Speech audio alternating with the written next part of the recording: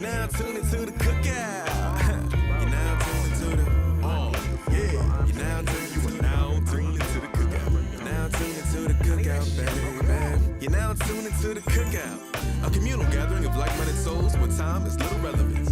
Where the uncles be grilling, the aunts be chilling, and the kids are always getting something they ain't supposed to. But it's all good, baby. Just please make sure you RSVP and show up on time. Cause you know what they say, if you were late, we cannot save you a plate.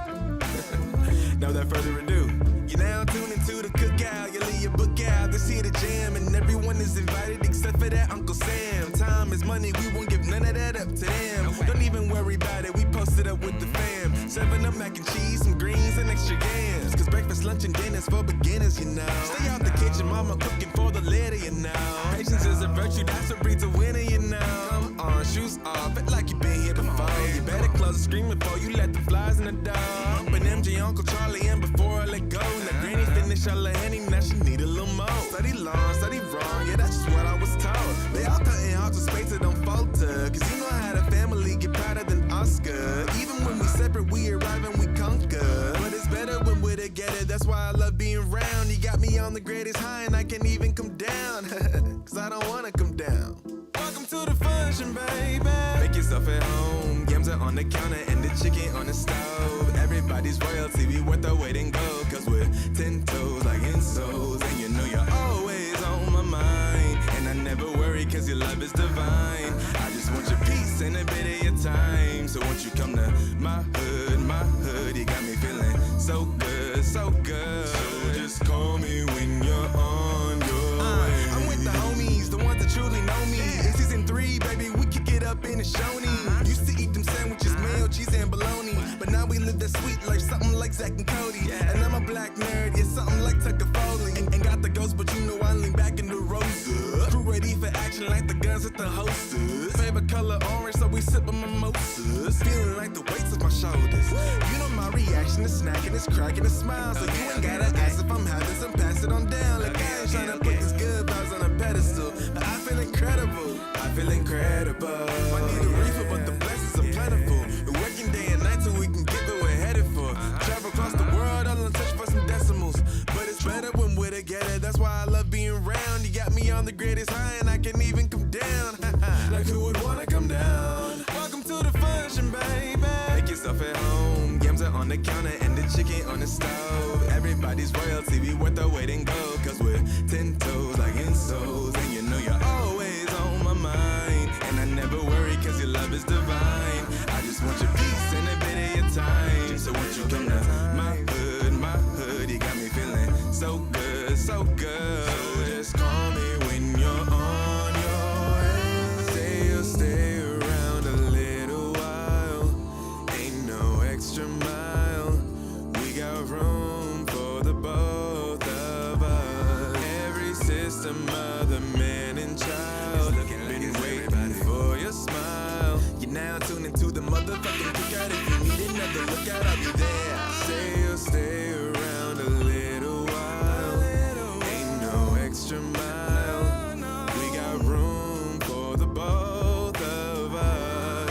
Every sister, mother, man, and child been waiting for your smile. They've been waiting here just to tell you. Welcome to the function. Make yourself at home. Yams are on the counter and the chicken on the stove. Everybody's royalty, we worth the wait and go. Cause we're 10 toes like insoles. Oh yeah, on my mind. And I never worry cause your love is divine. I just want your peace and a bit of your time. So won't you come to my hood, you got me feeling so good, so good. Just call me when you're on your way. You're now tuned into the yeah. You're now tuned into the cookout. You're now tuned into the cookout, baby. You're now tuned into the cookout. You're now tuned into the oh yeah. Now tuned into the now tuned into the cookout, baby. Welcome to the FUNCTIO. And will you stay with me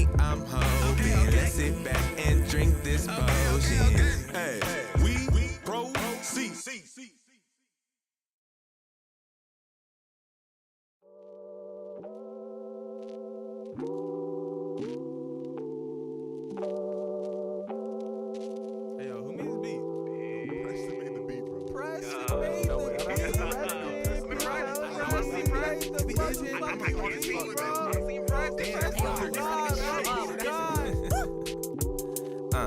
pray to God this be my only beat track, and if you see that, I hope you heed that. Hey, tell them bring the drinks and we back. Now we don't need that, I swear we better without. You know some people only here for the clout. What's that about? I think they're anxious. I'm in the waiting room, but I never been patient. Karma coming soon, but right now I'm free.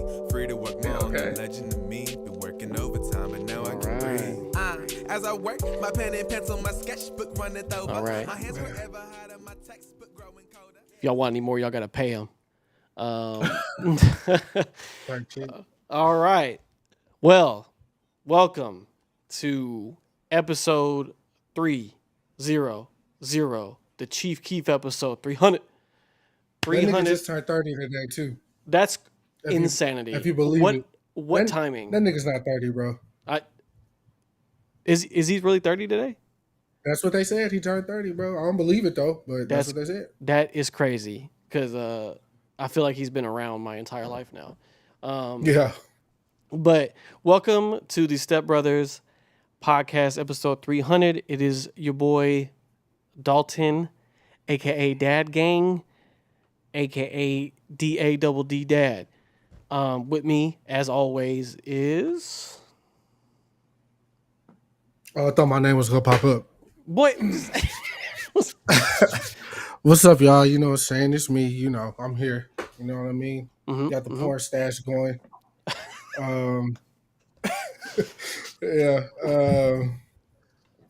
Yeah, bro. You know, fucking vibes, man. Okay. We in this hole. Well, today's a big 300. We've been doing this since 2017. We made it to 300 episodes. We have a couple extra, but our special episode, we made it 300 official episodes.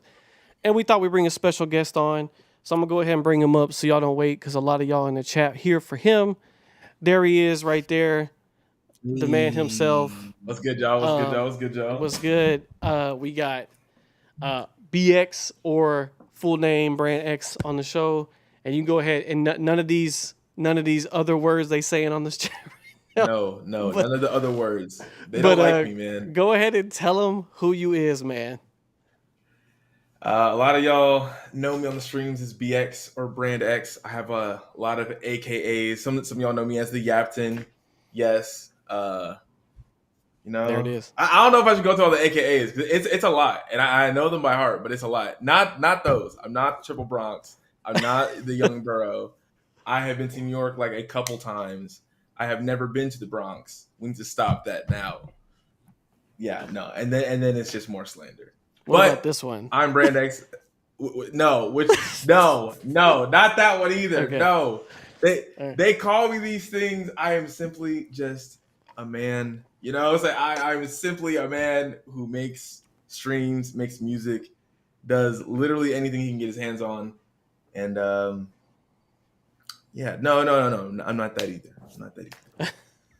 But this is why the chat's not on the screen, brother. oh no, I love it. I love it. But yeah, I'm happy to be here. Thank y'all for having me. First and foremost, Thank you for coming, man. Yeah, no, of course. had to get you in here. So, I mean, the first part of the show is going to be all about you, and then after that, we're going to get into our little gimmick for the episode. We have a special wheel full of hot take topics. We'll get into that after we get some more information on you. I'm gonna give us a little background music, just some royalty-free shit. It's royalty-free because I'm partnered with them, but either way. Right. So, yeah, man. I mean, as any musician, as Chris is a producer, musician himself, I have a background in music. I do most of the background stuff, like engineering. I do some production as well, mixing, recording. I have 2 music degrees, so our primary focus here is to spotlight artists and people all over doing the music. I mean, just we have a producer friend that just won a Grammy, Super Miles. Thank you. Oh, snap. Congrats to him. Yeah, so we got a lot like in the music thing. So that's why we wanted to also invite you on to kind of talk about. So where did you? I know you're younger than us. So that's good though. Oh, yeah, exactly. Thank you for saying congrats to Super Miles. It was for the Doechii album. Doechii album. Oh wow! He produced the intro and the outro. That's dope. Yeah, he produced the intro. For and the real? Outro. Yeah. Yeah. Bro, I love both of those songs. Oh my gosh. Yeah, he's probably been in a lot of projects that you've listened to. Like he's Dark. produced for Freddie Gibbs and so on and so forth. So I just listened to Alfredo too with him and the Alchemist. right, yeah. So time. he was on the album right before that. That he did. Okay. Just the solo Freddie one. Oh, So where did you get your start? Like, where are you from? Where do you get your start? And then what gave you the spark to get started in all this? It's funny when I say it. Well, first of all, I'm from Atlanta, Georgia. Been raised here my entire life. Mm-hmm. But it's funny because I had written poetry in like elementary school and middle school, but I didn't like start rapping until it was like a church camp. It was youth camp. Okay. And it was, I know that sounds weird, but I didn't start like rapping until then because this was like, I think it was between I think it might've been between like my junior and senior year of high school, but it was like, I went to youth camp and everyone was like roasting each other. This is when like the roast battles were real popular. And a lot of us guys would roast each other, but we can't curse because this is church camp. So we're just finding like just creative ways to just roast each other. Yeah. We would have like pool competitions, and before we go on, we'd have two different like church like group of like youth level of like teen boys, and we're all just like we're pushing someone in a circle. Okay. Bring your best, and we're gonna roast battle right now. And whoever wins is like, oh, bro, you did it great for the team. You did it great for the team. Whoever loses is like, yeah, bro, you gotta come better next time. And then we keep switching out. Okay. So like through that, I was starting to like into rap, and that was like give me the idea of like, oh, I've been listening to rap so much, I could do this. Like, and I think I genuinely could do this like pretty well for like the way I'm already creative. Because the one thing I've been doing all of my life is drawing. So I've always been creative. I've been drawing since like forever I can remember. That's also why my first two mixtapes are called like Sketchbook and Art Gallery, focused on like physical art, because that's what my first love was. But I started in like high school, like that senior year, I had a notebook, and the whole year I was just writing. I didn't even have beats. I was just like writing verses that I could like see myself rapping. Mm-hmm. And so you had a rhyme book, like an actual rhyme book. Oh no, for real. Okay. I had it was a yellow notebook. It was one of those like composition notebooks, but those with like the spirals, so you can just like full on like turn it over. Yeah. I had a yellow notebook every day, Latin 2, just writing. Latin 2. Oh no, Latin 4. My bad. I forgot it's senior year. Okay, so was there a particular? So what year did you what year did you graduate then? 2016. Damn it. Okay, yeah. Okay, yeah. I'm class of 09, bro. Yeah. I'm sorry, y'all. I'm sorry. No, it's fine. No, can't it's do anything good about it. because it's good. This motherfucker said, "Geez." yeah, all this shit. Yeah. Yes. I hear it a lot. I literally, if my hair wasn't cut, I look like Doctor Strange right now. Hey, a lot of gray. That's good. See, we got another 09 in here. Yeah. There we go. But it's good because you're literally on the next like generation right after us of like music fans. So you grew up with like a different, like you had like a different idea of who was your people. So like who was like your guy that was like also part of it? Like, oh yeah, he's the one right now. Like he's the guy. What like my favorite rap artist like back and like then? when you were going through your like when you were like listening to rap and like when you were growing up, and then especially when you started like fully rapping, who was like the guy you were like, this is the guy right now for you? Literally anyone. It's still somewhat prevalent in my music now, people will say, but it's definitely like Childish Gambino. I had a top 5. I had a definitive top 5 back then, but the number 1 was Childish Gambino, and it was like because the internet like revolutionized the way I could think about albums. Great album though. It's Yeah. one of my favorites. It's one of my favorites of all time. So Yeah. as you've aged further, has your top 5 changed since then? Yes. Okay. Yes, for sure. Do you have it now? Who's your- Yeah, that's what I wanted go to know. ahead. Who's your top 5 then, and who's your top 5 that'd be now? good. Yeah, here. Now, mind you, this is me coming off of like back then I used to believe that like rappers' sophomore albums couldn't be fucking beat, and the reason why I say that is because back then like I was listening to Childish Gambino was one, so I was listening to Because of the Internet, heavy, yeah, and listening to Camp. Kendrick, so I'm listening to Good Kid, Mad City, like as I'm doing dishes, just going, listening to Section 80. Then T-Pap comes out. J. Cole, so Born Sinner, heavy in rotation, yeah, way better Even, than the first one. Yeah, way better than the first one. Yeah. And I'm seeing and as I'm studying this, because like everything, I feel like everything I do a level of study. I'm like, hold on, because the internet can't. I'm not saying Camp isn't good, but because the internet it's I'm way like, okay, better. it's actually Not even way close. way better. Cold World, Sideline Story, Born Sinner. Okay. Even Kendrick, I don't even think his was as stark. He was like, which was good because that way I could see one where it's not like oh damn, okay, you were here and you went here. It's like it felt like it was a big progression, but it was natural. But like Section 80 to Good Kid, Mad City, like I feel like that's not as stark of like oh shit, you turned this shit the it fuck was up. more just like a structured format instead of just like Right. songs. Yeah, Definitely Right, more right. concentrated effort. yeah, for sure. Bigger and I can see records this for from sure. the jump Yeah, for sure. yeah. But see, like it was them. I don't want anyone to come at me for these next two. Okay, this is me. We might. High school. You probably will. I'm not gonna lie. It was Logic. Oh, This is before everybody. This is before even the first Bobby Tarantino. This is when all he had out at the time was Under Pressure, the Under Pressure Deluxe, and The Okay. Incredible True Story. And I was like, whoa. This man made a whole album all by himself about his life growing up. Then turned around and made a whole concept album in space. oh yeah. Okay, What? yeah.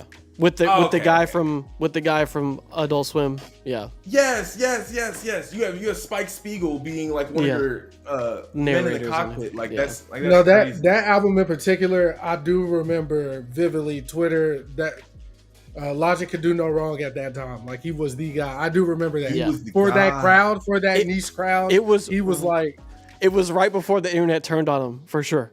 It was right before. Yes, but if y'all will allow me to tangent for like 2 seconds. Go ahead. It's the please, Hot Topic 2 seconds. episode. Oh my gosh, the one thing that pisses me off about Logic, because I still believe Logic could do it to this day, but he shot himself in the foot, bit himself in the ass, and the reason why I say that is because I personally believe that if Logic sat up and did what he said he was gonna keep doing on City of Stars, then we could have been fine. But he decided to delve into it. And the reason why I say that is because on City of Stars, he literally has a line where he says, I didn't talk about race on my whole first album because black versus white bullshit would be the outcome. How come these motherfuckers can seem to let it go just and rap by race instead of the better flow? Notice how I know these lyrics. Because I've had to defend myself as like a high school Logic enjoyer throughout the years, be like, yes, I do listen to Young Jesus. Yes, I do listen to Stainless because that shit is hard. And it's like, you know, Logic is up, like he said this here, and then he made a whole album about being biracial. Yep. I can't do anything about that, man. I can't do anything about that. It's a horrible fall, and I feel like ever since then it's just been down. But then he makes no pressure, and I'm like, Yeah. oh my gosh, you can make music still.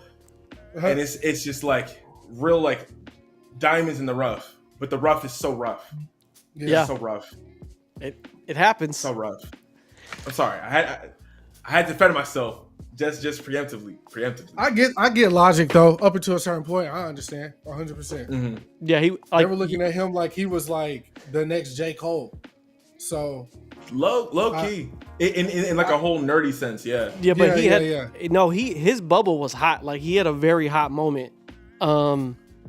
It just uber popular on the internet, man. man, so big.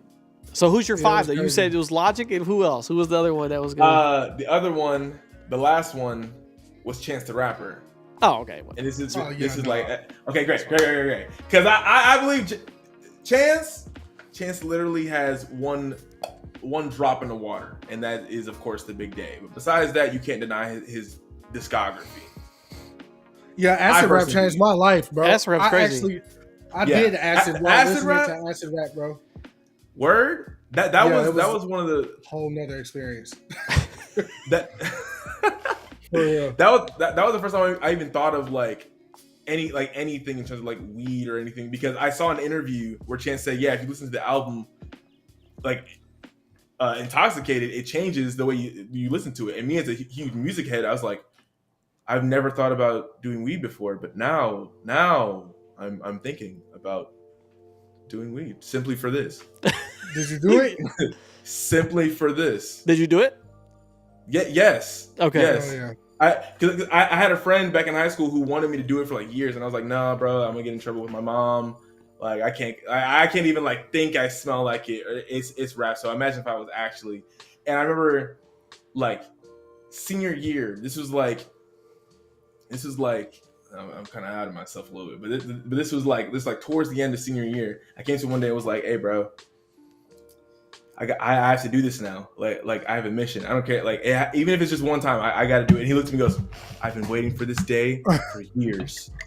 I have everything set up. Oh, You'll be with me this weekend. No, I'm so serious. He was like, I have a plan. You're gonna do it here. You're gonna be fine. You're gonna be great. I was like, thanks, man. I just wanted to listen to some acid rap. Yeah. while I know what it means to be high for real. well, two things for you here.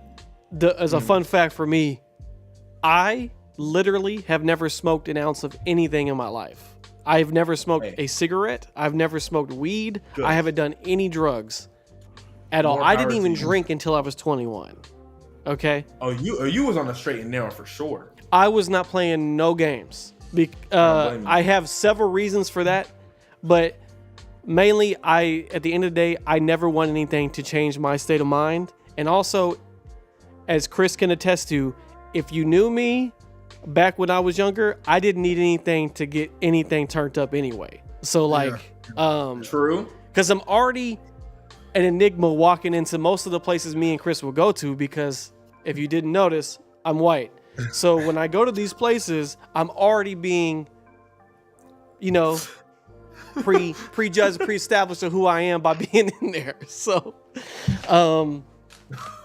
might as well shake the table a little bit when I get in there. So, and I did that every time. But that's another story for another day. Dar said, "You're white." Yeah, I hate to break it to you. Yeah, and everything Dalton didn't do, I did. Yes. So we have a beautiful relationship. So Yeah, I live beautiful. vicariously through Chris, and then my wife as well. So Well, your wife does. Yeah, she do. She, I mean, back in the day, yeah.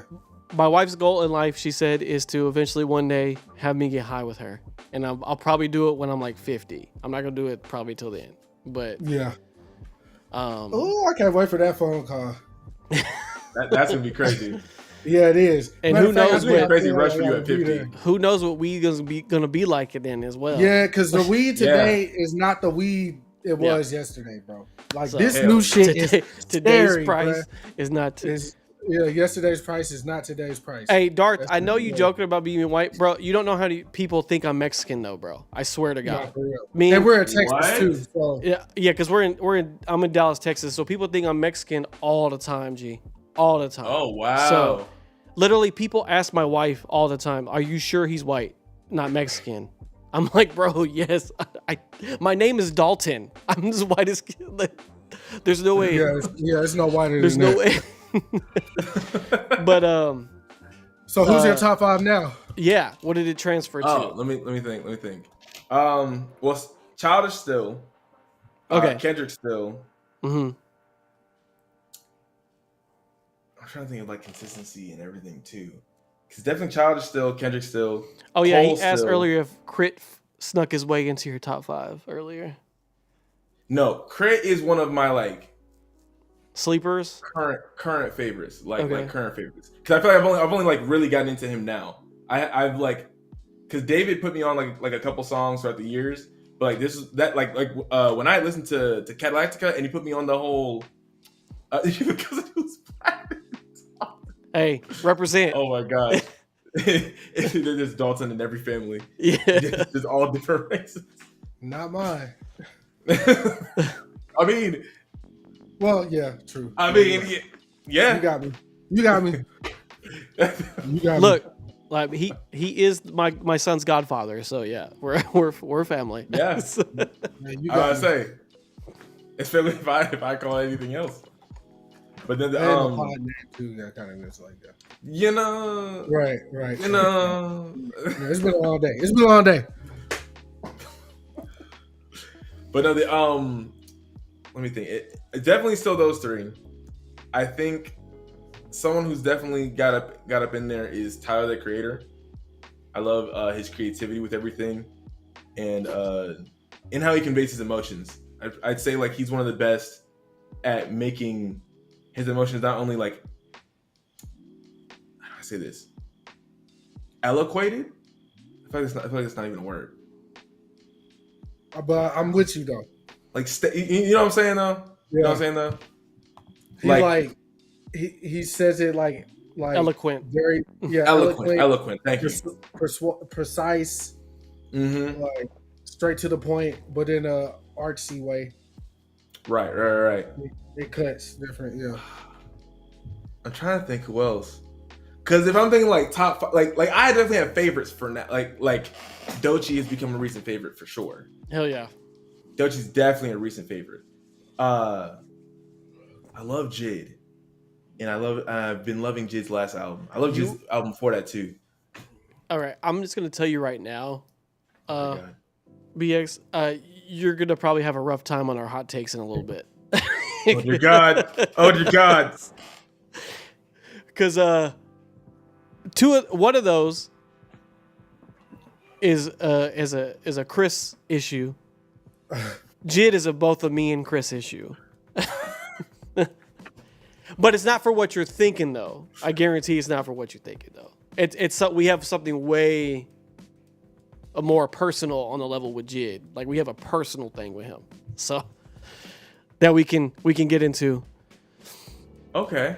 Yeah, but we'll save it for the that portion because it'll come up. I guarantee it. Okay. I don't know. Ain't what nobody to gonna expect. pull your Atlanta card or nothing. You gonna be good. You gonna be straight. You gonna be all right. That is like one of the first things I was thinking of. I'm not gonna lie. No. That's one of the first things I was thinking. I'm trying to think who number 5 would be. So I'm like looking now, cause like I feel like if I know who I'm listening to, then that's gotta be. He said pulling the Atlanta card is hilarious. Bruh, that is so like scary outside of Atlanta, I feel. And I feel like people who aren't from Atlanta do not understand it. Cause then you go anywhere else, like, I'm from Atlanta, and there'll be one nigga there that is like, I'm from Atlanta too. And they give you that look, it's like, oh shit. Where you from, bruh? Where exactly you from? You ain't really from Atlanta. Yeah. Bro, please, bro. If I tell them I'm from this county on like, you know, the part of Atlanta or that's called Metro Atlanta, you gonna know what it is. Nobody else gonna know what it is. Leave me alone, please. His number 5 is Megan Thee Stallion, is what Dar said. Nah, it's not. It's not Megan. Like. No, her ass is I'm number moved. 1 for him. That's what it is. That's what it is. Her ass is top 1. Hey. His little channel emojis are her dancing. We know what the deal is, baby. Hey, I wasn't the one who chose to put them there. The stream wanted them, and I was given to them by somebody else. I didn't even make them. You didn't even run from I it. didn't even though. make them. You didn't run from it. I let them have it. All right. They wanted twerk. Hey, look, they wanted twerking emotes, and I told them I wasn't giving them anything from me. Right. So Okay. I gave them the next best thing. Megan, actually, the better thing is Megan Thee Stallion. Yeah, for sure. It sounds like though your music taste has quite evolved though. over the course of you since you graduated to now, which I think is great because as you get older, I think you can start appreciating more stuff and you kind of dive back into things. Listening to older discographies as well. Have you tapped into some of the my generation's people at all? Like, have you jumped into any of the? Because you had a rough time on your karaoke day with any of the R&B songs we were throwing in at you. So I just gotta know, have you gone back? Or are you just stuck in your late 2010s to now, where you're like, I'm not listening to Jay-Z. I'm not listening to. Oh my gosh. I'm not listening to these folks like Outkast or Tribe Called Quest, The Roots. No. You play Butter by Tribe Called Quest. I promise you, I know damn near every word. I'm so serious. I love that so bad. I had to the check. Low entry was in. So here's the thing. First of all, I will say the last one. I never said it. I'm gonna say Amine for right now because I have been following Amine since Good For You, and it's been consistent growth. I mean, it's just gotten better and better with the way he's done, with the way he's done his raps, the way he does his music, and the way he conveys his emotions as well. Yeah, so I'll put Amine there. Yeah, I actually do like his stuff, like his albums. I just feel like the moment he was really hot, he took too long to capitalize on it, and it will never go back to where.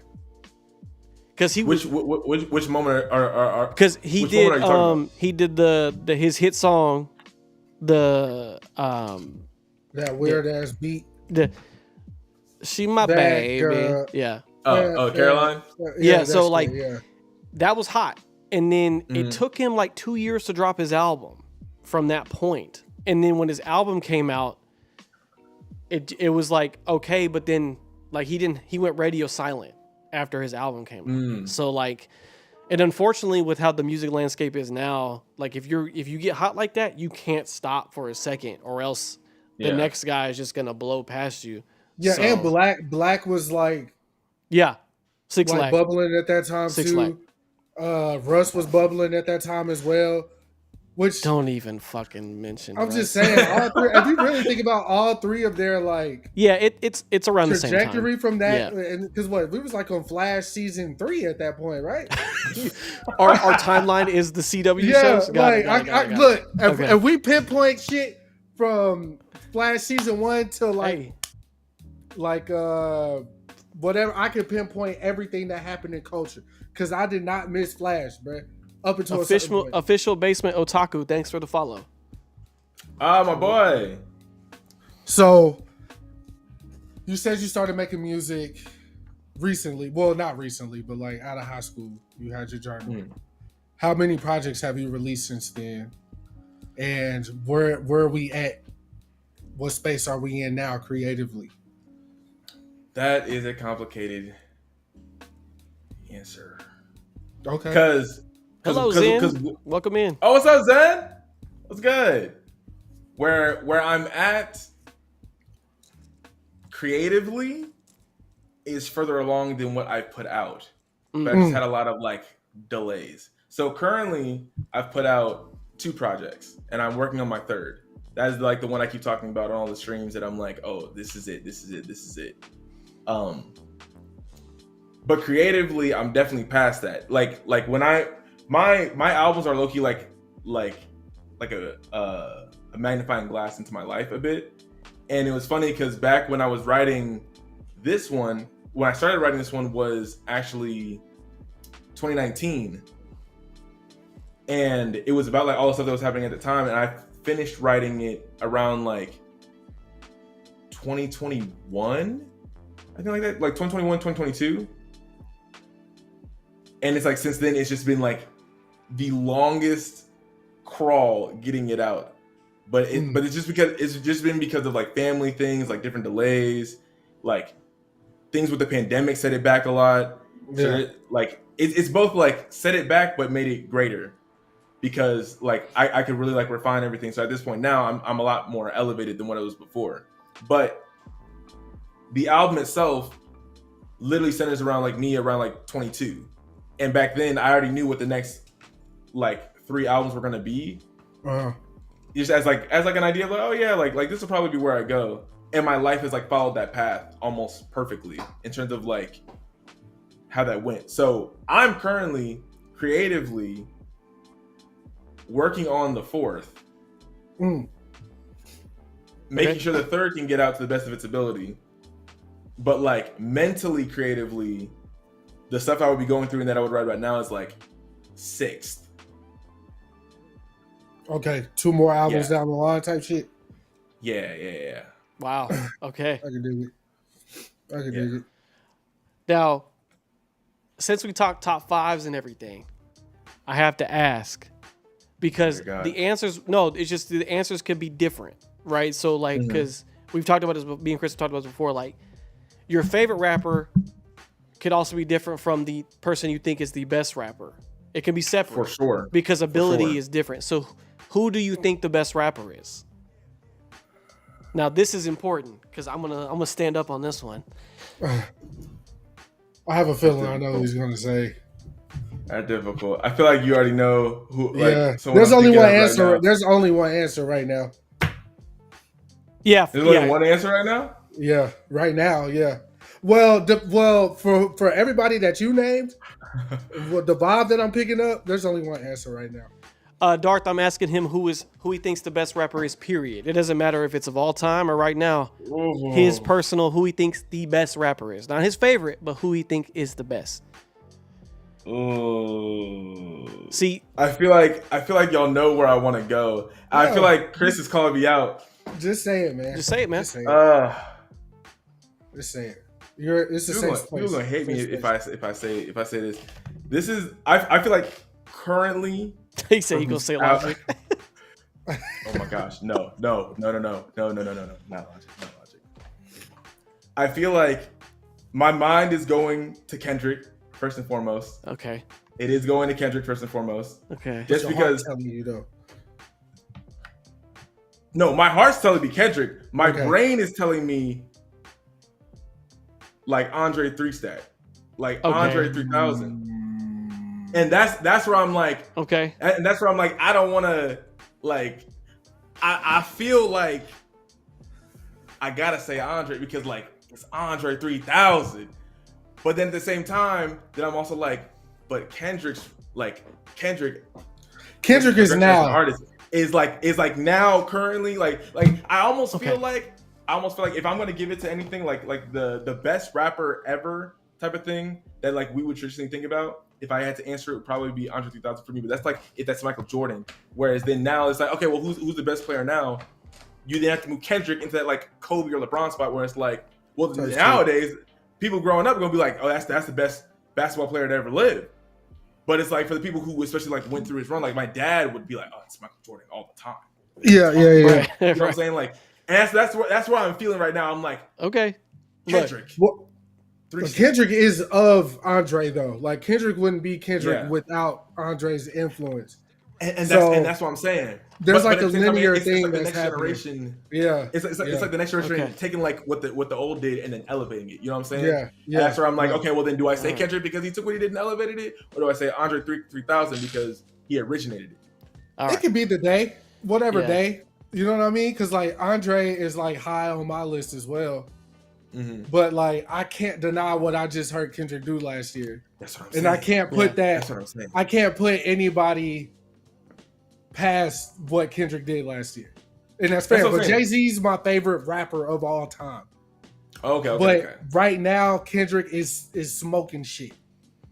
I damn near would say that Kendrick's last year is comparable to Lil Wayne's Drought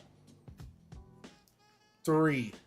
See, I don't know where you were at for that, BX, but when that came out, let me tell you what you were probably in elementary school. Like, man. look, I probably heard it, but didn't know it. Yeah. By like the album itself. Somebody just uploaded all the droughts on Apple Music last week or the week before last, but they pulled them all down because it was like unofficially uploaded. Okay. So yeah, they're bad about that. It's basically for you.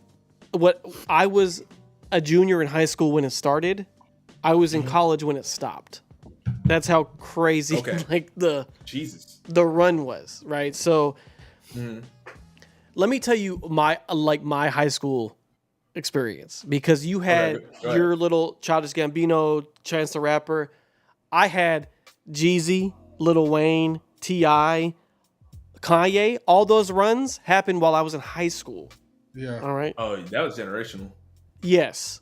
So I have like what so me experiencing those and then seeing what Kendrick has done.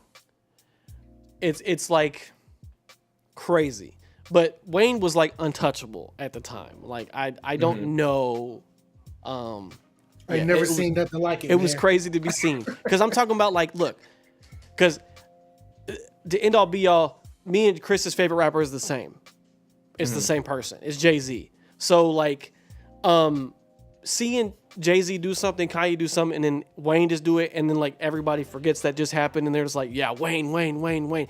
That's how fucking big Wayne was. I'm talking about Like imagine Kanye just dropped "Can't Tell Me Nothing," and it's going crazy, right? right. Lil Wayne would take that beat and do his thing, and nobody can. Well, it can't tell me nothing's a bad example because that's like Yeah. common. But Show me I what- definitely understand what you're saying. Show Me What You Got by Jay-Z, right? That was his comeback song. Yep. He had retired from Show me rap what for you like got, 6 years. baby. He became the president of Def Jam at that time. After that, he was like, you know what? I still got one left in me. Came back, dropped the Kingdom Come. Kingdom Come, right? It felt like something in the streets, man. Like album cover was fire. Like I don't like that album, by the way, but I love that album. So Show Me What You Got was his first single back. And it was going crazy. Everybody was like happy. Oh, Jay-Z's yeah, back. Jay-Z's back. Yep. Wayne took that beat Yep. With and fucking dog walked Jay-Z.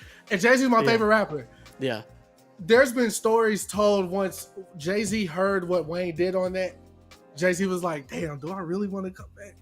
Like Wayne did that. Oh my bruh. God. It was some unprecedented shit Wayne was doing at that time, bro. Yeah. It was very He crazy. did. There's a stat that the year of like 2011-ish, he did like 600 records the whole year. Yeah, that whole year. The 600 records, bro. He has. They did even a game when 106 Park was still on, where they were like they played the songs and they see if he knew the songs, and he did not even know some of the songs he did because he was doing so much shit. Yeah, and wasn't he freestyling most of it? Yeah, he Yes. didn't write. He stopped Yeah, writing. he was freestyling. Yeah. So that makes it even worse. He's not gonna remember Yeah. anything that he's saying. But I also feel like that's an excuse though, right? Because Hove never wrote. He was like the first rapper people were like, he don't write nothing down. Biggie started not writing once he saw Jay-Z not writing. But the thing about Jay-Z is he'll actually study his shit. So he performs, he knows it, whatever. Wayne don't seem to like go back and like listen to the shit. So like I couldn't imagine writing something like a Millie and then somebody asking me a lyric from a Millie and me not being able to tell them that's from a Millie. That's crazy. Like That is crazy. it almost is kind of like, do you even care? Like, because like once you, bro, like nigga, you tied your shoes fucking 30 years of your life. Like it's whatever at this point. You know what I mean? Imagine a Yeah. nigga who's never been able to tie his shoe before tying his shoes. Like this mean everything to him. So he's gonna cherish that more. You know what I'm saying? But I just feel like I fucking did it. I don't know, bro. Like music, art, like probably Yeah. like identical to you. Like what art means to you, that Oh, for that sure. ability of expression. It's like when you see somebody like kind of like playing with it, who's like just so naturally gifted, bro. It's not you at first. Maybe you kind of like feel like envious, like bro.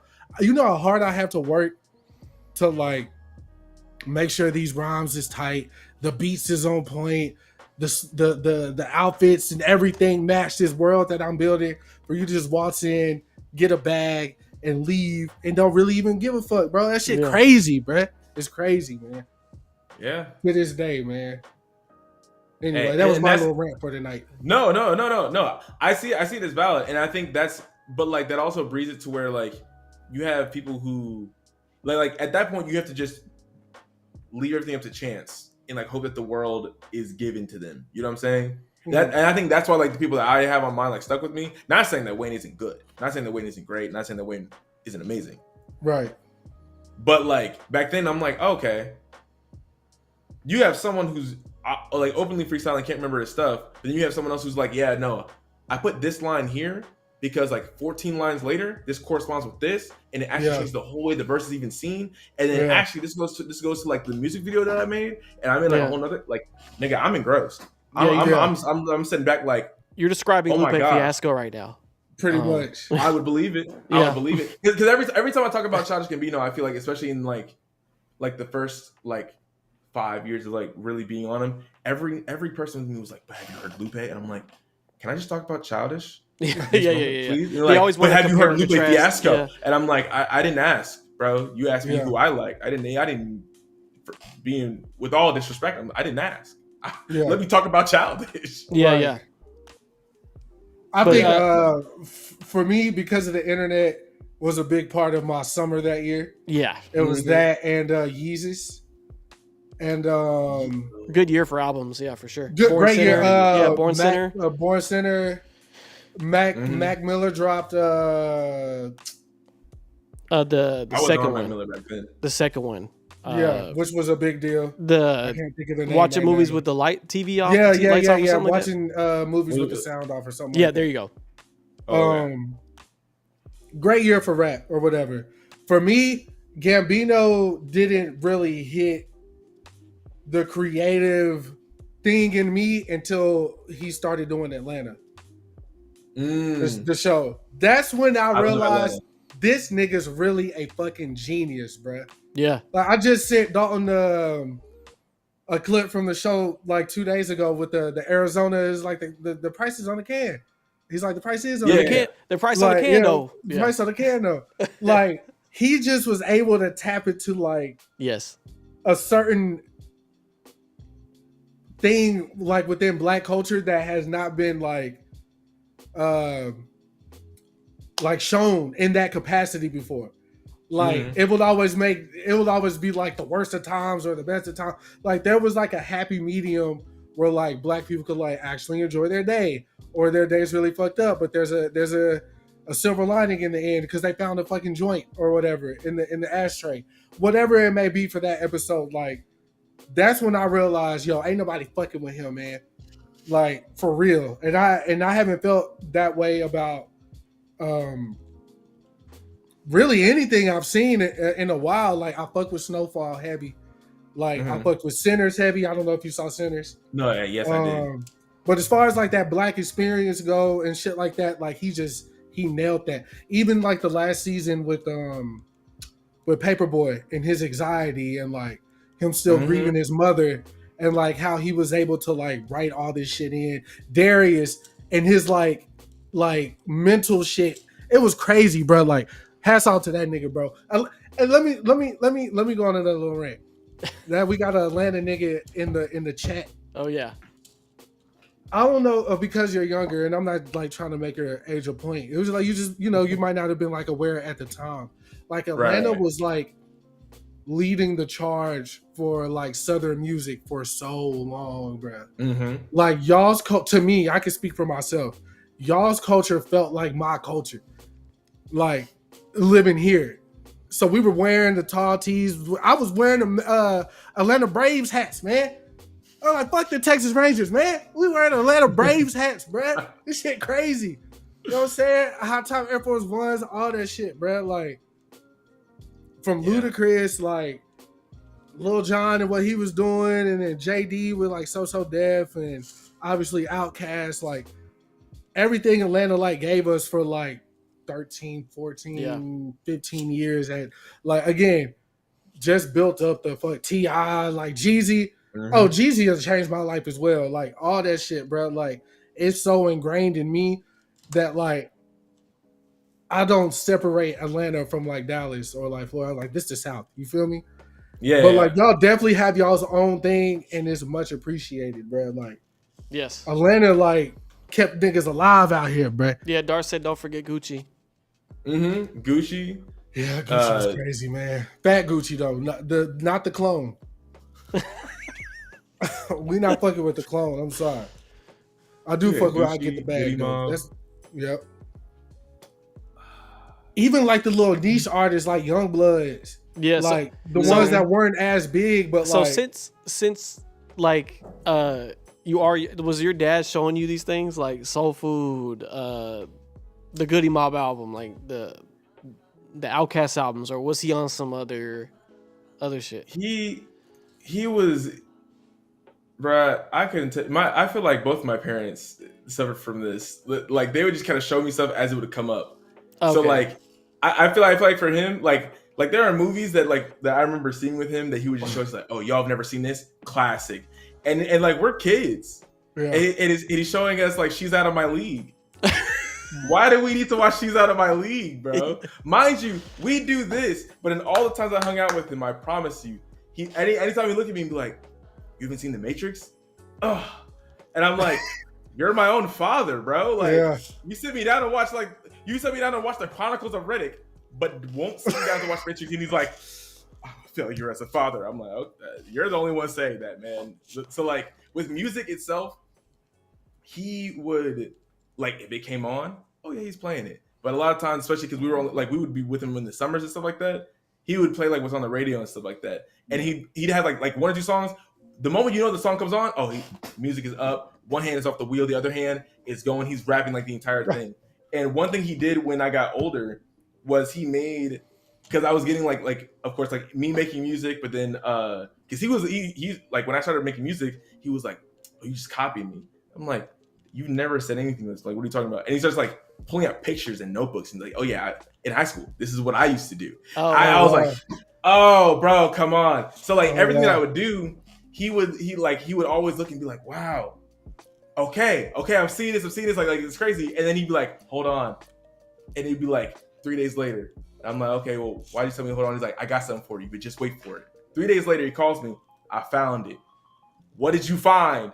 And starts rapping like this whole rap that he wrote in like high school, or he wrote in like college about some girl or something like that, and I'm like, okay, you actually were spitting. You actually were spitting. Oh, it was good. It was actually good. No. Okay. It was actually like someone good. But mind you, I'm also thinking about like my generation, my dad's generation. Yeah. So like the one thing that I still have to this day is he made me a playlist called Rapology 101, and then Nice. parentheses, yeah.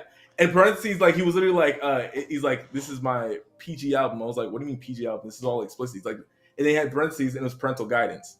And I was like, "Okay, that's dope as fuck." So I was like, Yeah. I always imagine like this would have his own album cover. This is like his mixtape, because he would this man is back like burning mixtapes and stuff like that of different like collections of music. So it's this whole list of like Nas, Jay-Z, like Outkast here and there, like just like older Rakim, it's just A Tribe Called Quest, older rappers that's like I can just access. So I feel like that's like the biggest thing he did with music for me, besides like showing me his own stuff. Okay. He'd always like be doing that, or he'd like show me a song and then he's rapping like every word, and I'm like, you don't be doing this all the time. You can't just tell me you know these 17 songs bar for bar, like literally every word. And he's like, "I just don't be bringing it up." I'm like, "So then why? Why don't you bring it up more? Like this is dope." Yeah. Like you just he'll rap whole songs to where like we can't even talk over him. We like, "Hey, Dad, okay. Dad, I'm kind of hungry. Is dinner?" Oh, okay. I bet. It's dope that he gave you like the blueprint for real, like a rappers like mixtape or whatever you want to call it. That's fire. Oh yeah. So it's And like the a whole fact little that care package.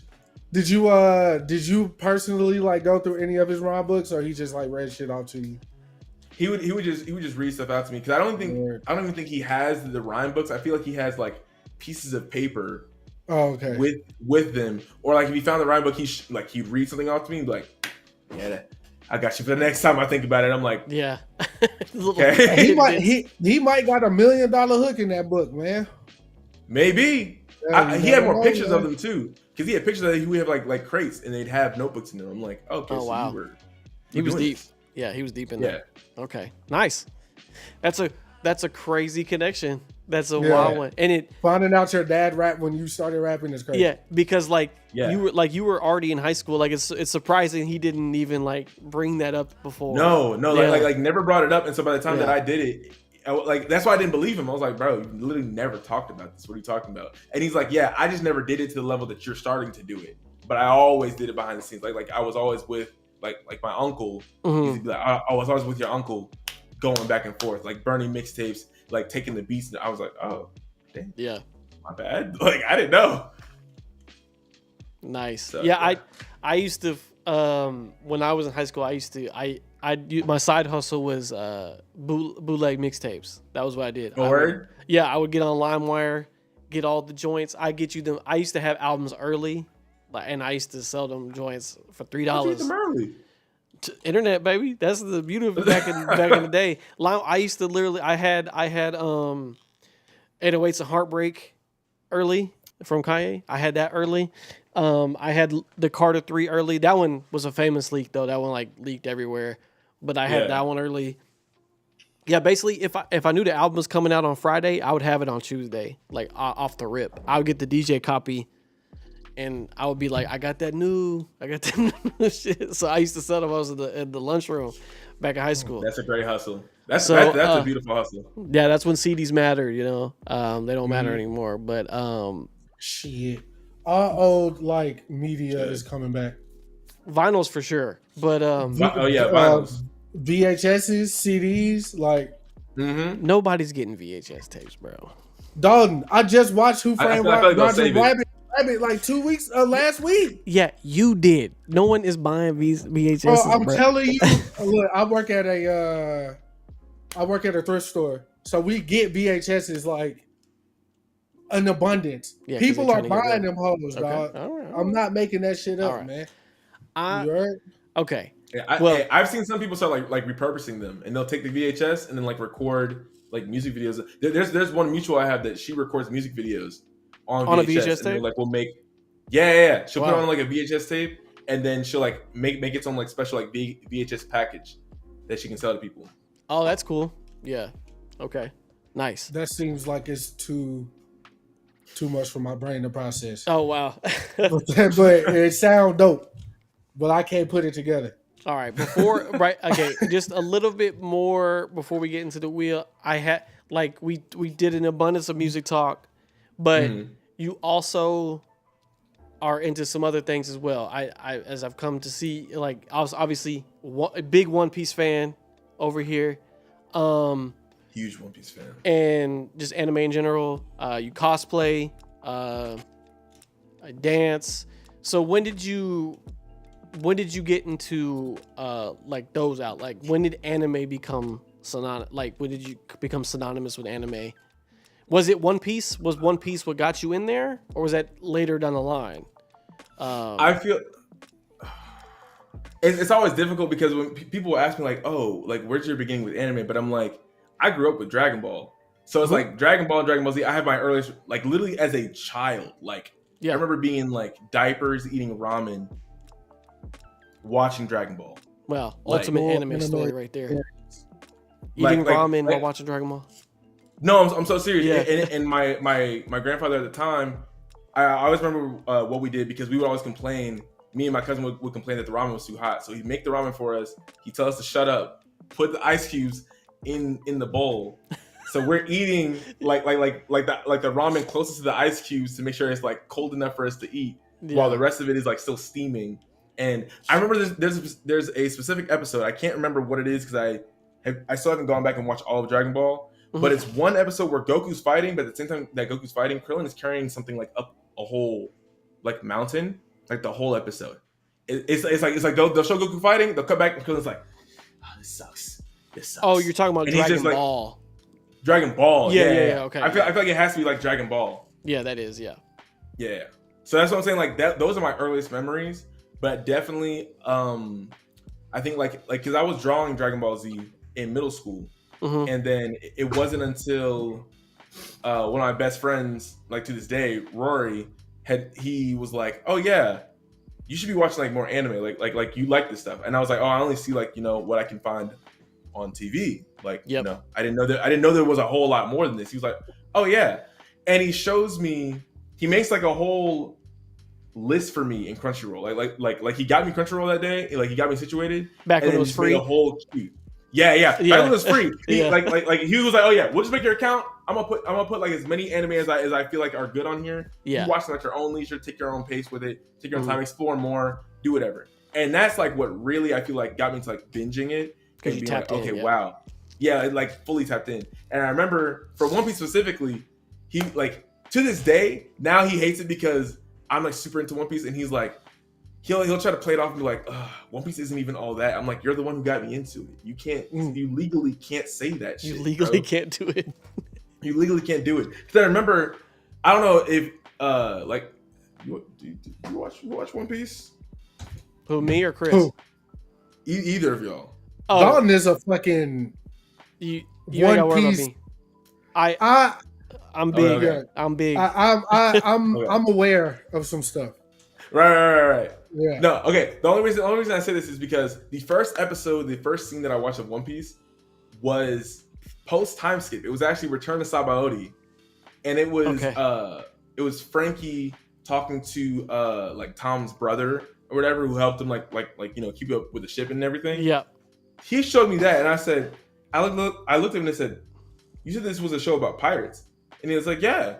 And I'm like, "So why is there a cyborg talking to a fish man?" Yep. And there's bubbles on an island. Like, why is Too the much going island in on. a bubble? Yeah. I was like, I don't know what the fuck is going on. Yeah, exactly. And he was like, you had to start from episode 1. And I was like, okay. And I remember like watching all of it. When I got back to that point, like I had like it was like it's like when Light touches the Death Note again after like Yeah. forgetting it, and he's like everything's like rushing back. Chris I'm like, doesn't understand that reference, but I do. No. you understand it. Yeah. You understand it. But it's like everything comes rushing back and like all the past like however many years I've been watching has led up to this, but this led up to everything else. Yeah. Crazy. But yeah. So Okay. also Yeah. also fun fact I will say, because people will get on me about this. But back then, the same way that people are now of being like averse to anime and stuff like that, even though I grew up with Dragon Ball, I was still averse to like getting into like everything. So I was not only did I very much only want to watch English dubbed back then. There's no wrong with that. One Piece was the one that got me to like once I caught up to the English back then because they only went to Skypiea. I just forcefully switched. I was like, I have to do it. Fuck it, I'm jumping in. But I will say, back then I had decided. I was like, oh, he was like, there's a big 3. I was like, what's the big 3? He's like Naruto, One Piece, and Bleach. Yeah. And I was like, okay, how long are they? He's like, oh, all of them are ridiculously long. I said, okay, I'm only picking one of them then. No, they're I'm not. only gonna watch one for right You picked now. the longest This is like one. me- I know. This is me like 14. This is me like 14. I said, I'll watch One Piece because he had already shown me the episode, and I was Okay. like, oh, I gotta get into that. Right. Cool. I still to this day like I didn't get on Bleach. Like mind you, that's like me like freshman year of high school. I found Bleach in my library. In high school, they had the first 60 volumes. I read all of them in a month and was like, I love Bleach now. Everything is amazing. Tenga Zangetsu, like Getsuga Tensho, crazy. Naruto still didn't get into until last year. And at this point, I've read the first volume and I watched the first couple episodes. But that all stems from back then because I had made the decision. I said I'm only gonna watch one long ass anime right now, and I picked One Piece. Zen's getting on you right now, by the way. I believe it. Yeah. It. She's one of the few that's like there are certain people who have told me like no, you need to get into Naruto, like bad. Popularity wise, though, at least what I see online, it's One Piece, Naruto, then Bleach, right? So, like, but it's funny because that used to be backwards. So when Yeah, it used to be Bleach backwards. was mega popular in America, it was not popular in Japan. Naruto was insane hit in Japan. Took a while to take a hit here. One Piece Right. took a very long time to get hit here. But when One Piece hit popularity here, it was a wrap. It's over It with. was a We wrap. went over to with. we went to Charlotte, North Carolina last year for Dawn's birthday, and we randomly walked into a karaoke bar. There's a guy in there dressed like Luffy with a boat, like a floatable the boat, boat around like on his body. The what's the boat What? called? The Thousand Sunny. The Sunny Day. Thousand Sunny? Yeah. Yeah. Oh in my God. it was Halloween time, so Oh, everybody okay. was dressed up. Yeah. But I had just started watching One Piece at that point. So I was like, dog, that he dressed like Luffy in the boat. Like, that shit's popular, dog. Bro, Like, Oh yeah. they took over the Las Vegas Sphere. They have a collab with the Dodgers, bro. Bro, Levels to they this shit. they have infiltrated baseball with the NBA. Dodgers, basketball with the Lakers, soccer, just like worldwide. yeah. It is absolutely crazy. You have like Olympic level athletes doing One Piece poses Yeah. at the end of their routines, or at the beginning of like walk-ons, and it's like, what? Is One Piece is in America? Is One Piece bigger than Dragon Ball Z? Now Fuck nah, man. it is. The sales reflect it. It is now. I'm sorry. Man. Oh, okay, no, okay. man. Sales now, yeah, but sales now, yeah. If you're But I was Culturally, saying- the cultural But impact. no. No. No. And that's where I say you're wrong. Only because like One Piece is big now. I don't think anything can compare to Dragon Ball. And I have said this on stream before. Dragon Ball walked so Naruto could run, so One Piece could fly. Yeah. I personally think like that's been the progression. Yeah. But Yeah, the only for thing, sure. but the only thing about that is because like Naruto, we also like going into Naruto. Have I seen it fully? No. I have seen so many clips over the years of just like different moments, like for instance, I can't Rock wait to Lee get into losing hot the takes. weight. Drop. I'm like, oh, Yeah. Rock Rock that Lee is my fight's- favorite that fight's character in crazy. Naruto simply because I lose the weights, Lee. Oh, okay, crazy. And again, you wouldn't call it anything else but Naruto running in high school. Like this. Yeah. this is what you would call it. Yeah. yeah. You know what I'm saying? It's like it's Yeah. Naruto running. But I feel like Like, And that's where I feel like really, people really did that. Yeah. no, they In did. real No, they life. did. I would see them. Yes. I And ain't that's what mad I'm at saying. it, Like, but that was it's crazy. Yeah. You're talking to like some friends and you just see a dude run down the hallway with his arms like, it- everybody it- stop and like just arms like go back. Yeah, bro. hands That shit up. crazy. No, and that's why I say like even when we're bringing up the big three, I feel like Naruto does have a level of legacy that has to be talked about. Right. Dragon Ball's like Dragon Ball's legacy. One Piece is getting that legacy now because of the popularity of it. Like it's Right. again, it's hitting all these different spheres. It has an actual successful live action adaptation. It's already confirmed for a remake, and the series isn't even over. Oda is still writing chapters to this day. Kind of crazy. Yeah. But then you turn around and it's like Dragon Ball. Niggas wasn't even considering Dragon Ball an anime. They would like back then they would just be like, oh, you watching Dragon Ball? All right, Yeah. Goku shit, right? Yeah, my It grand was my- his it's not own. even- It was his own. It was his own thing. You would have niggas who like me growing up, even in my family, be like, oh, you watching that anime shit? I ain't on that anime shit.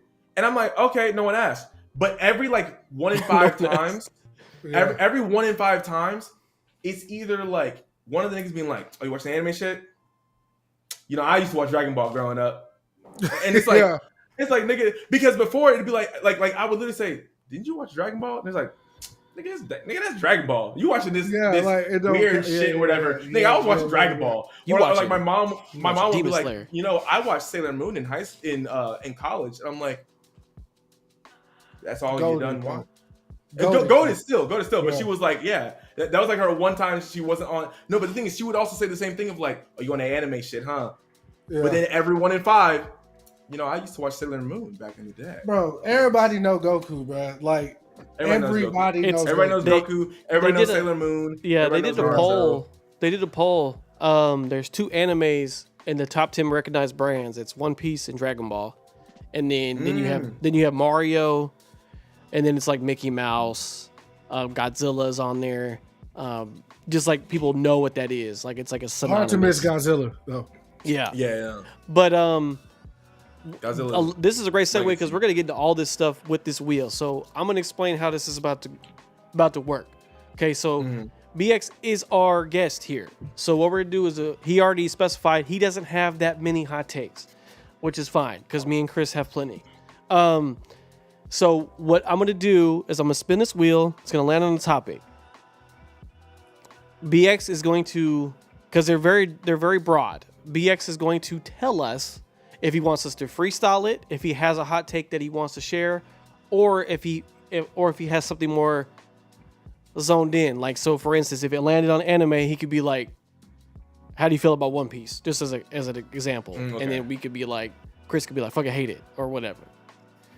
And we're not gonna know what anybody's about to say. This is not scripted in any way. So this, and these are hot takes. I'm sure someone will get mad, and that's just the nature of what's about to happen. But I will say these are our opinions, and that is just going to be the end of that. But there is nothing out here that is against certain types of people, anything like that. It's all strictly normal things here. With that being said, I'm gonna do the first roll here, and also, B, you can also just tell who you want to go first too, as well, just to make it even spicier. So that's why I made it a popcorn bucket, because it's about to be something to watch. So here we go. We'll get into this first spin here. Oh wow, look at that. Oh. Off the rip. First category is anime. Okay. Do you have a hot take for anime? Not at the moment. Okay. Not at the moment. Okay. So, Do you have something you want to zone in on, or have something you want to ask so we can?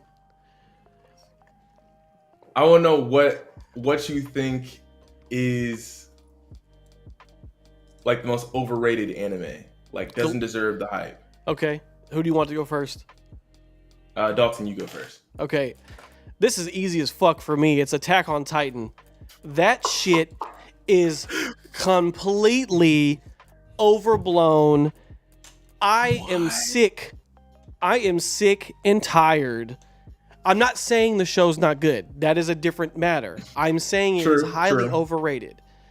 Because there's two factors for this that piss me off about Attack on Titan. One, I feel like as Attack on Titan went on, it kept getting more and more just like, bro, what is the fuck is happening here? Because the first season is immaculate. The second season is great. After that, I started getting real pissed off, especially with the wait.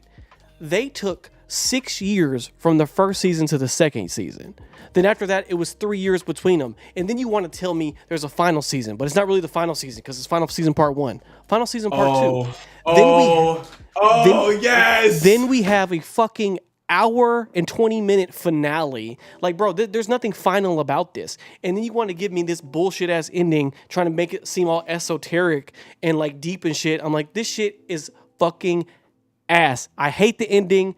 I don't like anything about the last part of that shit. Fuck Gabby. Fuck all that stupid ass shit. I was highly more interested in that the first season, the way the first season ended, where the wall cracked and you see a Titan there. I was like, oh shit. But get this, B.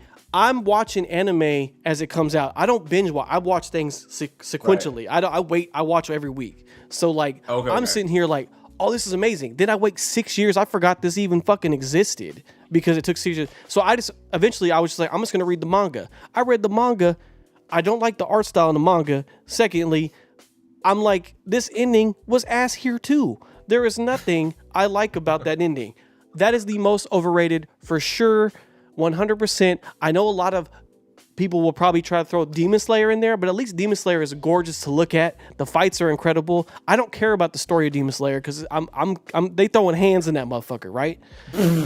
Attack on Titan, and third, here I'm gonna give you another free one. Eren Yeager fucking sucks. I'm gonna even go further than that. Terrible. What a dumbass idea. Oh, they're mean to me and my friends on this island. I will literally trample on the entire planet. Kids have nothing to do with this. Other countries that don't even know I exist, I'm gonna kill everybody except for this small ass island. Stupid as fuck. Hate it. Don't like the ending. First 2 seasons bangers. Also, once again, not a terrible show, but I hate the end. There's my hot take. Overrated as fuck. Rant done. I can definitely agree with you on the time length because I personally have not even seen the final part of the final season because of how long. Because when the final season was coming out, I was like hype. I was like, oh my god, it's back. And every time that they kept saying like, oh, it's the final season, but then it's like, but wait, we'll see you next year for the continuation. I'm like, oh, okay, no, bro. And then after it's over, we're gonna put this back in theaters with a better ending. Like, no, bro. Yeah, no. Face. No. But I would say, yeah. I have a personal idea of what Eren could have done. And there are some people who agree with me and some people who don't. But I have a Okay. personal idea of what Eren could have done that would not be literally the rumbling. Like you can make all the niggas break from the walls, free your country.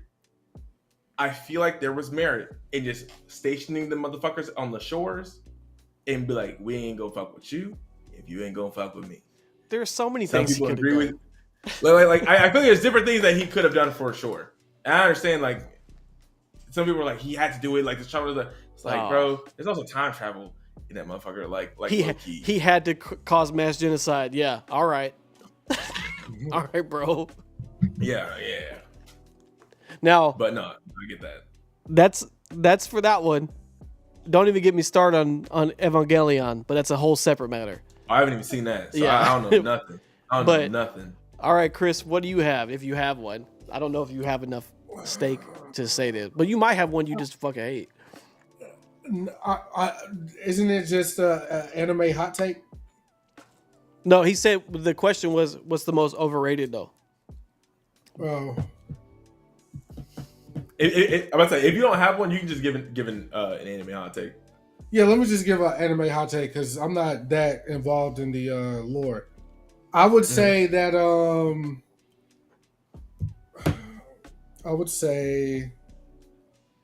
I would consider Avatar: The Last Airbender to be an anime. Interesting. It, Okay. it definitely borrows from the episodic story. The formatting is very similar. Yeah. Yeah, like Yeah. one thing leads to another in those shows. Most American shows, it's like, oh, Dexter's Dee Dee blew up the lab, and it has nothing to do with tomorrow's episode. You know what I mean? But like Right. with Avatar, there's an episodic thing happening, which is like very similar to the style of animes. I know that animes got to be considered something made in Japan or Yeah. whatever, but you could definitely tell them dudes like their inspiration was definitely that, and I think that they did it very well. Yeah, there's two shows I could say That's that are close, the closest you can get in America. That's Avatar and Teen Titans, the original one. Teen Titans is good.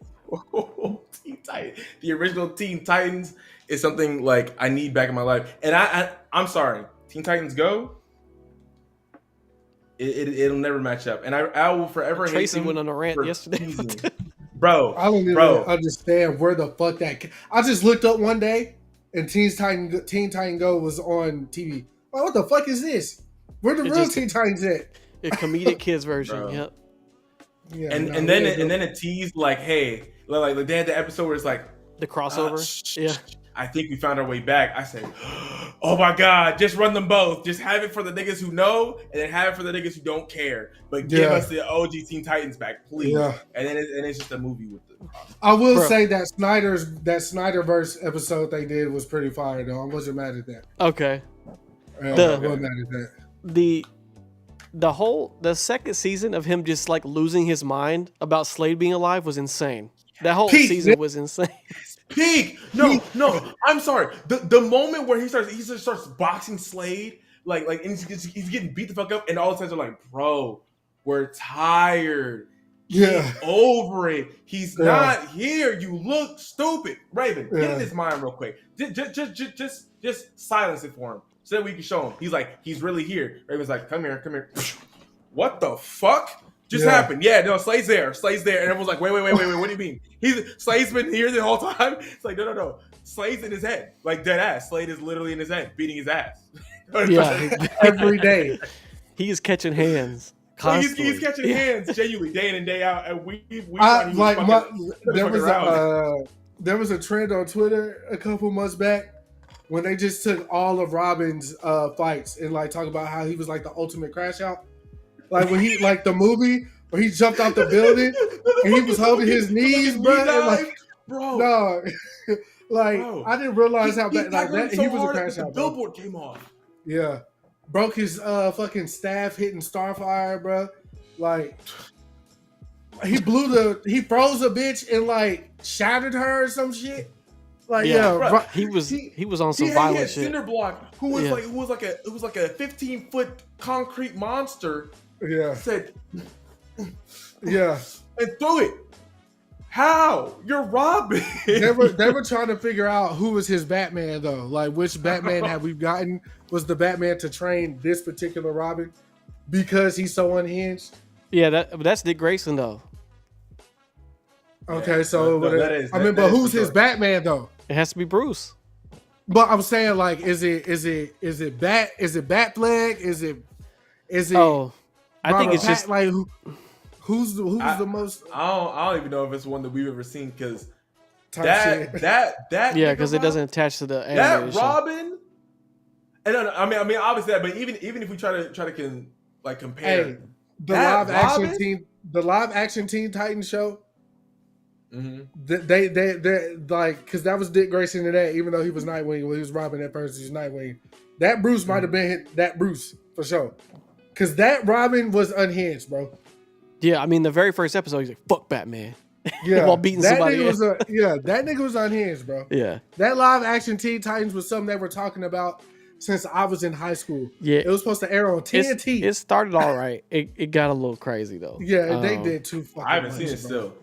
Yeah, Don't waste your time. I wouldn't There's have a seen couple it cool when it came things. out. It's a couple cool things here and there, but the story is literally all over the place. Like it's weird. It's very strange. Okay. All right, I'm gonna get I our, don't even our- like they had something good and it just went off the fucking hinges. I'm gonna get our next spin in here. Be funny if it keeps going to anime. That'd be hilarious. But it's That'd be wild. relationships. Ooh boy, spicy one. Okay, I want y'all to freestyle for this one, and I want Chris to go first. Perfect. Just anything about relationships. Get it, throw it out there. I need a topic, bro. I can't just I don't know. Like I get it, relationships. Like I'm supposed to have a take on relationships, Just, Chris, you have so many weird opinions about but relationships. Just any of them that you got.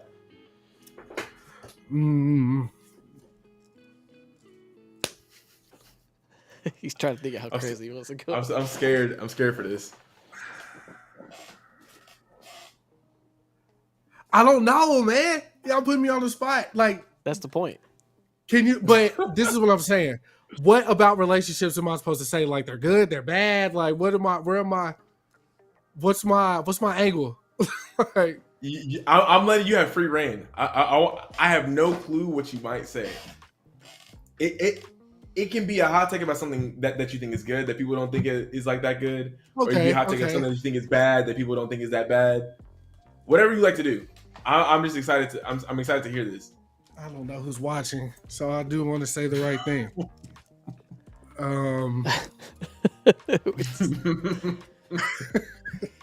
Come on, stepdaddy Chris. Get in there. Oh yeah, that's weird. Yeah. Vegetal. I feel like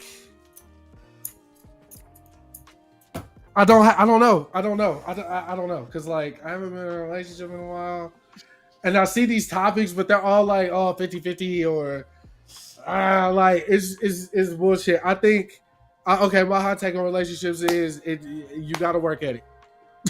It's not gonna be easy. I don't know what the fuck do y'all want from me. That's why I'm like, Chris, tell us a story about like one time you got caught up or like has anybody ever like broke your window? Anything? Like I don't know what to talk about with relationships. It's too much. Here's Like, a Zenny said, hot take, it's okay to check that phone. There's one. oh. See, okay, I like that. If you want to go off that one. I am, because you know what? I know my phone. It is perfect, bro. I had two phones at one time. Me and Dawn had an apartment together, Here we go. Oh, and dear I was Lord. with like a long-term girlfriend at that point. So every Sunday, my parents would like have family day, so everybody would go to my parents' house. So me and her are pulling up to my parents' house, or me and Dalton's house. I leave myself. She drops me off. She has to go home right quick, and I leave my cell phone in her car. And she like so Okay. while she's gone, she went through my phone. And yeah, no, it's not good to go through phones. Let me just say that. Like, let me just say that. And then number two, this same girlfriend that I had still has that phone. And this was like when we like 2018, Dalton. Yes. Like when we lived together, Yeah. she still has that phone. She's like, sometimes I power it on just to read the bullshit. I swear to God, bro. I swear to God. I had got a new phone. Wait, at who that is it? time, but she kept she was the girlfriend Yeah. at the time. Winter. Oh, okay. Got it. Yeah. She was like, I still go through that phone sometimes. I'm like, oh, okay. Oh, there was some diabolical shit going on in that phone, man. But I'm reformed. I'm no longer like that. Going through the phone, I'm gonna say this too about it. Women, no. Like, no matter what men try to do to hide it and mask it, Yeah. they know. Don't That know I how agree they with. know, but they know. They know. So if a woman has the intuition to go through your phone, she gonna find what she's looking for. See, She might not want to see it. that's she why you gonna gotta go through find- that phone. There you Yeah, go. through that phone. Period. She All did right, that diabolical. diabolical proof. Okay. See, there you go. There you go, Chris. That was Do a y'all? good Do one. you feel like has anybody ever gone? Do you feel like anybody's going through y'all's phone? I mean, Yeah. someone's gone through my phone. They asked and Yeah, I gave them yeah. the phone. Oh yeah, you a Yeah. bold, you a bold kid, Arnold. Chris, I don't Hell play those no. games. I don't play those games. You're right, brother. You're right. What about you? Anybody? You feel like anybody been through your phone? You know they have. I knew. Yeah. That's only because like it was like something came up where it was at a point where I had done something that I wasn't supposed to do, and granted I rectified like immediately, still like handle it, but like it was like when I found out she found that, which I was like, damn. But then I found out that she had been doing it for months, and I was like, Been going through your phone? been going through my phone. Ooh, And I was shit. like, wait. I understand the one thing because that's like the only thing. Yeah. What have I done to make you like? It might Right. like what have I done to make you be going through my phone for months? I was like, bro, what? And then it was like she talked to her friends or whatever, and they were like just telling her like, yeah, no, go do it. If you gotta like, they're telling her if you got a problem or you think something's up, don't even ask him. Just go through his phone. And it would happen multiple times. It was only in that time that like So she that found actually something. did happen. Yeah. Well, was she wrong or was she just early or W friends. Okay, let me ask y'all this then about the Uh-huh. phones thing, and we could spin the wheel. No, Okay. I'll get my hot topic after you're done. Oh, okay. Oh yeah. He's so serious. So if somebody goes through your phone and find nothing, Mhm. can you be mad at them for going through your phone If what? and they don't If find they go anything? through your phone and find anything. They don't find nothing. So it's like, is that a cause for like you don't trust me? Is it that, or is it because she didn't find nothing? You guys like, see, haha, I told you, or is there justification there to be upset? Like, what do I y'all feel follow like- on that? I would say, Dalton, you want to go first on this? I I have two minds of it. I Okay. would Right. I'll probably do the see, girl, you know, I told you, girl, I ain't doing shit. I'm out here. I'm him. All right. Yeah. I'm with you, girl. But then, I mean, I feel like, yeah, see, like it could go both ways. Yeah, like, okay, Right. you saw mine, now give me yours. But see, here's the thing. right. I true. don't do that. Okay. Mm. Now, I mean, I've been married for 5 years at this point, but I still don't like, girl, give me your phone. If she hands me the phone to like do something, I still just go directly to that. I go like, she's like, oh, can you send this? I'll be like, yep. And I'll do that and put it back. Cause that's all hands off for me. I don't wanna know. yeah, exactly. I don't want to. But I'm married, so I don't think like I'm Yeah. not the first thing Right. I'm thinking of is like she's got to be doing something on her phone. Okay. Right. And I don't feel like my poker face is good enough for me even try to play these games. That's why I don't do that. But like, Oh yeah. No. but yeah, but no most likely games. I would do I told you, girl, they ain't nothing in here, girl. Yeah, I was 'cause like, you want to look at it deleted again to double check? You can check every app. You know what I'm saying? But Yeah. that's what I would do. I feel like if it's done like consistently, then it's like, okay, like why do you trust me in the first place? Like, are you really here? But I feel like in every now and again, if it's done like consistently, then it's like, okay, like why do you trust me in the first place? Like, are you really here? But I feel like every now and again, This might sound weird. I'm not like the maddest at it. I just would rather that be like a, hey, give me your phone, because that already can tell you like a lot of shit. And at the very least, like, hey, nigga, I gotta give you this moment. Like, if I genuinely was doing something, I also can't hide it. I feel like it's then the, oh, I went through your phone and like did this, or like just like, you know, constantly doing behind their back. Especially if you're not doing anything. Obviously, if you're doing something, bruh, like you just shouldn't be doing something in the first place. So I'm not saying that people should be doing something, but I'm saying if you're not, and then you just keep knowing that like, oh, they're going through your phone, it's like, well, damn, nigga, you can't even talk to me about it. Yeah. Like at the very least, you know what I'm saying? Because I feel like what we were saying, you know, like how I can go both ways. Like, you know, show me yours. That's fine. If you ask me straight out, I'm like, oh, there you go. I'm never asking the girl to see her phone ever. No. I don't think that I'll ever get to that point either. Ever. But I don't. She don't know what to talk about unless she find it first. Okay. What happened? That's what she said. She don't know what to talk about unless she find it first. Here, I'll throw it on the screen for you. She don't know what to talk about unless she finds it first.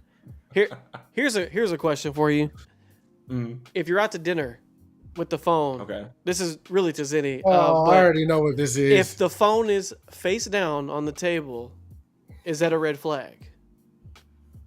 I've had that be a red flag like in my relationship. Not for me, but like I've been told that was a red flag in like past relationships. And I'd be like, oh, mind you, I'll usually put it down. Like what I would do in the past is just put it down because I'm like, I don't want to see notifications. I don't want it to like distract me. But then it'd be like, oh, like you're doing this because you're trying to hide something from me. I'm like, oh. Pro tip: just put it in your pocket. Don't even put it on the table. Here's my thing. Before hey, there's no games over here, so I be putting that. I be putting that like face up. See, if something happens, we gonna talk about it right then and there. See, fuck it. If the phone is face down, it's coming with me to the bathroom, and I'm looking through it. There you go. If I'm on my phone, 9 times out of 10, I'm playing Toon Blast or I'm on Twitter. Like, but see, look, that's it, and that's at dinner or whatever. I'm swiping up on text, like interrupting my Toon Blast. So like, I ain't even on that type of time. Pro tip for anybody going through Chris's phone: don't worry about the text message. Go through his Twitter likes. Diabolical. No. I'm gonna tell you where the shit get low down and mischievous at. Instagram. Oh yeah. That's where it's horrible. That's where all the bodies are hitting. Like Instagram is a fucking wasteland of 3 a.m. drunk night. What are you doing? Oh, look at there. Got some tea right there. I've had someone genuinely tweak on me from jokingly talking to taking the phone, and guess who was hiding something? There you go. I mean, some people do it. All right. Yeah. Here is my hot take. This is I think a hotter take for anybody a little older. This might be younger people might be understanding of this, but I would say this is also a hot take plus advice as a married person. So I do not think, I don't like people in the 50, like this is why people in the back in the day are crazy to me, because I cannot for the life of me see how anybody can marry someone if y'all haven't lived together first. Literally doesn't make sense to me, because you don't truly know somebody until you with them at every point of their day. How they wake up, how they go to bed, how clean they are. All these things are things that you have to decide if you're okay with, because in every relationship there's going to be some kind of compromise at some point. Yeah. So if you see this person, how they wake up, how they treat everything in their private time. Like, I'm not talking about sleeping over. I'm talking about fully living together. Like, we share this space.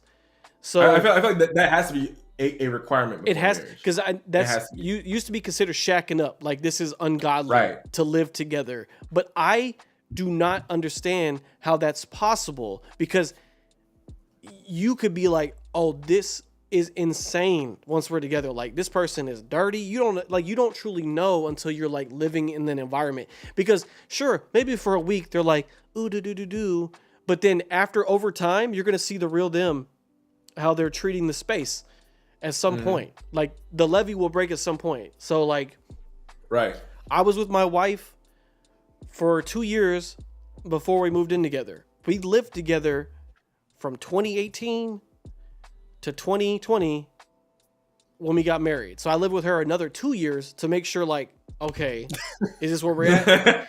And we actually lived in two different spots. We lived at two different spots before we got married. And then, so, like, I saw all these things. And at that point, I was like, there's nothing else I'm waiting for at this point that I proposed. So let me ask you this then, Dalton, since we're talking about it. You know, I've been there every step of the way. Yeah. Was there anything? Oh, you know what? Never mind. I ain't gonna do that. Okay. I ain't gonna do that. You watching? Is she here? I mean, she's in the room. I'm saying, is she on the stream? I don't think so. She's probably working. Was there anything that she did that bothered you that you told her and it got fixed, or it took longer to like work around, or Like, as far as like when we lived together? yeah, like was there she had anything, nothing like, wrong with us living together. Like, as far as like, she didn't leave her socks out. no. She didn't. My wife Nothing. is like OCD on some of that stuff. She hates, like, she always has to have, she can't have clothes on the floor. She's very, very clean. No, What about you? Was there anything that she was like, Dalton, get this together? That she did? the only thing she got mad at for me is because, like, if I have a drink and I don't finish it, I'll just put it in the fridge. And, like, even if I'm never gonna finish this drink, I'll just put it in the fridge, and I just have like all these like drinks in the fridge. She'd be like, "Bro, just pour them out." Like, I'm tired of this, seeing these fucking cans of kombucha in the fridge that you never gonna finish. But what's crazy? My mom is the same way with my dad. Like, he just has like barely any. It's a very guy left thing. in the. Yeah, it's a very guy. Yeah, thing. not me, but I get more it. like a guy Yeah. thing. Yeah, I don't do it would be either, more of a but- guy thing. I don't do that shit. My dad does though. He'll leave like I definitely the did. fucking grease on the counter, and it's like this much left. My mom's like, "Why don't you just throw it away?" And she's been telling me that more and more, like, here lately. And I'm starting to think, like, are y'all gonna get divorced? What the fuck are you talking about, man? Chris, your parents are not getting divorced. They're too locked in. They're too locked in, bro. Shit locked in, dog. For sure. But no, if there was anything like, anything else like that we've talked about is like not living together stuff. But I just think you cannot know if you could be with that person forever if you don't have you have to live together. Oh, that first. was a good. I think it's asinine. Take. But all right. That's a great take. Ooh, perfect. Let's go, DC. Let's go. Okay. All right. Do you have one for this one? I know you said you had a Marvel one, but do you have one for this one? I have an opinion that I've had for the longest. Okay. But I feel like it's very, very like here. Like there's hot takes, there's like here. Okay. But some people not that. No. Here's what Darcy said. Too much damn Batman. That was his hot take. I'm sorry. I think I treat like Spider-Man top of Marvel, Batman top of DC, and I love it because also because of the fact that both of them have their own verses. Like, you can literally have Gotham as a whole and not touch anything else, and you have a plethora of stories. That is a hot take. That is a very hot take. Whoa! Oh dear God. What's her Zinzro? How you say it? Not a fan. you were like, I liked your relationship question, but this is Batman is my favorite character. See, hero. My favorite hero. Okay, what was your take though? Oh my God, that was crazy. I was gonna say that I always thought Superman was just boring. Like, I've always thought Superman is boring. Yeah, Superman is just boring. We had the only time I've like been in like invested was this like recent movie, but I've always thought Superman was boring. We had a whole thing about this on the show before, and my wife is a big Superman person, and she got fucking pissed about it because she like loves Superman. See, I think Superman is a boring character. That's not my hot take, but I do think that is the case because it's just like he gets sent to a planet and then he's just powerful from the sun rays and he's just like, yeah, I'm gonna punch someone really far.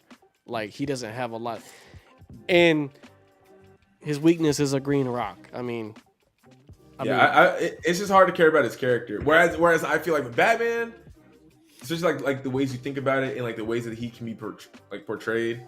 I do think there are ways that Batman has been portrayed where he literally is he's an angsty rich man who's just like, you know, mad at his city and he's like forever mad. There are some takes, but there are other takes that are like, oh no, this man got depth. This man is actually like caring for the city. He's like a true blue detective. He's like the one nigga on planet Earth that has a contingency for every other person, and it's like that does stem from, I feel like, the fact that he couldn't do anything in his first moment of need, and he's I will never be in that moment of need ever again. I think his villains are incredible too. Like all the villains he has are really good. See, now Zenny, I do agree that it is possible to have interesting OP characters. She said, look at Goku, look at One Punch Man. But Goku, I watched grow up from a child to an adult and be a terrible father. You know, so I've seen his whole life. You know what I'm saying? And then One Punch Man is a gag character. I love One Punch Man and Mob Psycho, but he's a gag character. He's hilarious. I mean, he literally did 100 push-ups, 100 sit-ups, did a run, and then he just got super strong. But he is interesting because it's funny. I think the Batman thing is more so he can outthink basically any problem. Right. You know what I'm saying? And he has the money to carry it out too. Yeah. Which, so it wouldn't be possible without a budget. You know what I'm saying? He's basically Iron Man on the DC side, except he's more badass. Okay, yeah, let's say that. I'll say this about Superman. This James Gunn's version of Superman has, in my opinion, been the best Superman portrayal that we've gotten. I think it's. I agree. I'm not so sure about the Clark portrayal. I think the most Clark we got, personally, was Lois interviewing him. But even then, he was being interviewed as Superman. Yeah. But he was also having to be Clark in the moments with her. Right. The way his parents treated him, obviously, that they see him as Clark. So yeah. But definitely the best Superman I've seen. Again, I'm on Twitter all day. I can't help but to see like the Snyderverse fans like trying everything they can. They will not let it go. They're trying to tear this movie apart. And I just like I used to enjoy engaging with people that I disagreed with because I felt like I just had a bigger mouth. Pause. But I guess in me getting older, I'm like, I don't feel like articulating myself about matters that I will just say like, let's fight. You know what I mean? Yeah. Like to me now, it's just gonna boil down to that because I'm not going to use as many big words and be able to recall comic book 787. Yeah. But I do know these hoes. So like, but hey, Chris, so these. What's your hot take though for DC? Like, do you have one? I think yours would probably be. I guess my hot take would be that James, so far, what I've seen, Creature Commandos, Peacemaker, Superman. So far, what I've seen, he's done the best comic book job DC has had in some time, probably ever, for real. Comic book wise, it feels like we're watching comic book shit. That's true. Like, I can agree with that. It feels fun, but it's also serious, but it's fun. I think Zack Snyder, what he did, I love Zack Snyder. I love The Watchmen. The Watchmen is one of my favorite movies of all time. I got the tattoo on my leg. Watchmen is a banger. Like, yeah. I love 300. But it's lauded. What do you mean by that? Lauded, like it's praised. Like people only speak highly of The Watchmen for sure. Yeah. No, that shit is like top to bottom. Beautiful cinematography and all that shit. Do I have to be in here? It's my wife. Hi, how you doing? She's going outside to blaze one up. But yeah, Watchmen's fire. What he did, Superman. We just had this discourse on Twitter the other day. The scene that everybody keeps going to in The Man of Steel is when his dad tells him, "Don't save me, son. Let me die in the tornado." I'm like, yo. Let me die in the tornado. Let me die in a tornado. Yeah. Look, the Nick when he was a kid, right? The bus went over the bridge or whatever. Say that bus. He got out the back of the bus and he pushed the water out the bus. The little girl seen him, the fat kid seen him, and it was like, oh, we know what Clark can do. We seen him. And then the parents is That's a like, good comment. It's a good comment. It's a good comment. I'm coming back. So let me get this Superman hate off. Okay, hold on. So he pushed the bus, whatever. His dad was like, yo, don't be nobody you don't want to be. You don't have to be a hero if you don't want to be a hero in this moment, or you can be, or whatever the fuck. So, point blank period, why didn't you save your dad, dog? Like, Bro, you could have, like, literally. Wait, dog. His tagline is faster than a speeding bullet. So you mean to tell me he couldn't zoom over there, get his dad, and zoom back before anybody knew what happened? Oh, he could have. I don't know what Zach was trying to portray in that moment, but for one, that's a fucked up way to die. One, I wouldn't want to get caught in a tornado. That's just me. But to know your son can save you and you tell him not to, Look, bro. The crazy thing is, like, first off, he's like, no, because people will notice. I'm like, bro, there's a fucking tornado. Ain't nobody paying attention to Clark right now. If he goes in there and literally grabs, he comes back, bro. That's not the craziest thing that happened that day. So like, like, no, bro. So crazy fucking part. Secondly, this other crazy part was the one that I always make fun of when Chris gets mad at me is the Martha scene. I fucking hate that scene. But Batman vs Superman. yeah, Bro, I hate Batman vs Superman. That movie is so ass. There we go, Chris. And that is There one we of go. the many ass parts of it. You love it? I love yeah, it. he loves that movie. There's a real I hot love take. No. Let that be my hot take. I think Batman vs Superman is the hottest 2-pack of ass ever seen. I think the best character in that movie is Lex Luthor, and specifically for one of the lines he says where he says, if God is all powerful and God is not all good, and if God is all good and God is not all powerful. I was like, oh, Yeah. this nigga is like conceptualizing what it means to like really think of God as like our equal, but at the same time like not our equal. Like he like if you want to think of him as truly all powerful, then why do certain bad things happen? But if certain things, but we do say that like God wants to. I was thinking. Nigga, I don't give a fuck about Batman and Martha. I don't give a fuck about them niggas. Oh, your mother's name is Martha? Mine was too. Are we best friends now? Like, literally, you wanted to kill him. You made a suit to kill this man. You had a spear of kryptonite to kill this man. Now, doing Lex Luthor's job for him. There's some parts in that movie, like the part where he's like, "Do you bleed? You will." I like that part. I like that part. When they fight for a little bit, I do like that. Doomsday is atrocious. I hate that part. But it's a gooey gobbly monster, man. How good do you want him to look?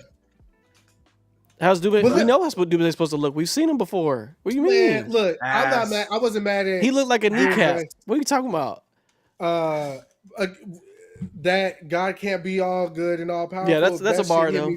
That's a bar. Biblical. That's a bar. That had me thinking. That picture's upside down. Like we know the angels. Tuesday's finally here, bruh. I've been saying this shit's trash. Yeah. No, Tuesday, shut your ass up, nigga. But shut your ass up and make some drums, nigga. It's certified ass. I'm sorry. Love that and movie, then not only that, to use that, do Wonder Woman, and then be like, yeah, no, it's time for the Justice League. What? We should have gotten a Batman film. You're actively lying to me. I don't understand why we didn't get a Batman movie. We got a Flash, we got a Superman, we got a Wonder Woman, we got an Aquaman. Didn't they introduce Aquaman, Flash, and Cyborg with the Justice League movie? Yeah. Ass. I'm sorry. But their movies were already out by that point. Flash is no. Flash definitely was after. Yeah, Flash was after. I don't remember if Aquaman came before or after Justice League though. Aquaman was before, for sure. It was before. No, it wasn't. It was before Justice League. I feel like it was after. It wasn't. It was after. All right, we can look. No, because he looks for delayed. He looks for Arthur Curry in Justice League. Yeah. And then they mention the Justice League in Aquaman. Wait, so are you saying that Yeah. Aquaman was first Aquaman- or Justice League was first? No, Justice no. League's first. It was Justice League first, and Aquaman came out the year after. They introduced him with it. That's why the Snyder Cut is like 6 hours, because they do so much exposition on different things. Mind you, Aquaman came out Cyborg- in 2018, Yep. Justice League is 2017. 2017. Yeah, so Well, Aquaman came out That's afterwards. what we're saying, Chris. Nah, bro, I swear that shit came out before because No, it didn't. we got Josh Whedon's cut that we didn't want because Zack Snyder's daughter. Yeah, that was 2017, bruh. Yeah, that's And then 2017. the first image of Arthur Curry is in the snow, and he's like, "Are you Arthur Curry? Who? Get out the bar, bitch!" And then they're on the snow, and then in Aquaman, he's like literally talking about being a part of a team, like because the lady's like, "I saw you on with the people or whatever that you're with," and he was like, "Yeah, I'm out here though." Like they mentioned it in that movie, him being a part of a team or whatever. Nah. Look, I'm telling you, they didn't give Batman a movie. They didn't give Cyborg no movie. They didn't give Aquaman no movie. They didn't give Flash no movie. They simply said, "Hey, Superman won. Superman, Batman, not even team up because they hate each other for most of the movie. Wonder Woman won. Justice Prequel, League. which is a prequel. Yeah. A prequel. Yeah. Justice League. Ass. Oh, I know why I thought it came before. Because in Batman versus Superman, Wonder Woman sees Aquaman while she's going through the files. And when she's going through the files, yeah, that's why I'm thinking, okay, my bad. Bro, Let me get back to your homegirl right quick, if y'all don't mind, while we on DC. And All right, then I'm gonna spin the wheel for the next spin the topic. wheel. Go ahead. Oh, perfect. Batman- Perfect. Lovely. Perfect. Batman is, without a doubt, the greatest hero without powers that we have in this little DC Marvel universe. The greatest hero without powers. Now, as far as somebody else before said, there's too much Batman. I mean, Batman's a cash cow. What do you expect? You feel me? Every leader man is like James Bond. You feel me? Like, if you're a leader man in Hollywood, you want to play Batman or you want to play James Bond. That's just how this shit go. Like, I it's feel neck and like- neck. You feel me? I don't know if y'all seen that like Mount Rushmore of superheroes and like what people say like the top 4 are. I feel like Batman's always in there. I feel like it is. He is. Yeah. I think I mean, because he is comic books. Like it's Batman. Yeah. It's Batman for DC, and Spider-Man is Spider-Man, God, yeah. like light years Yeah. ahead popularity wise in the It's like comics. it's Superman, Batman, Wonder Woman, Spider-Man. That's like the main that I've seen.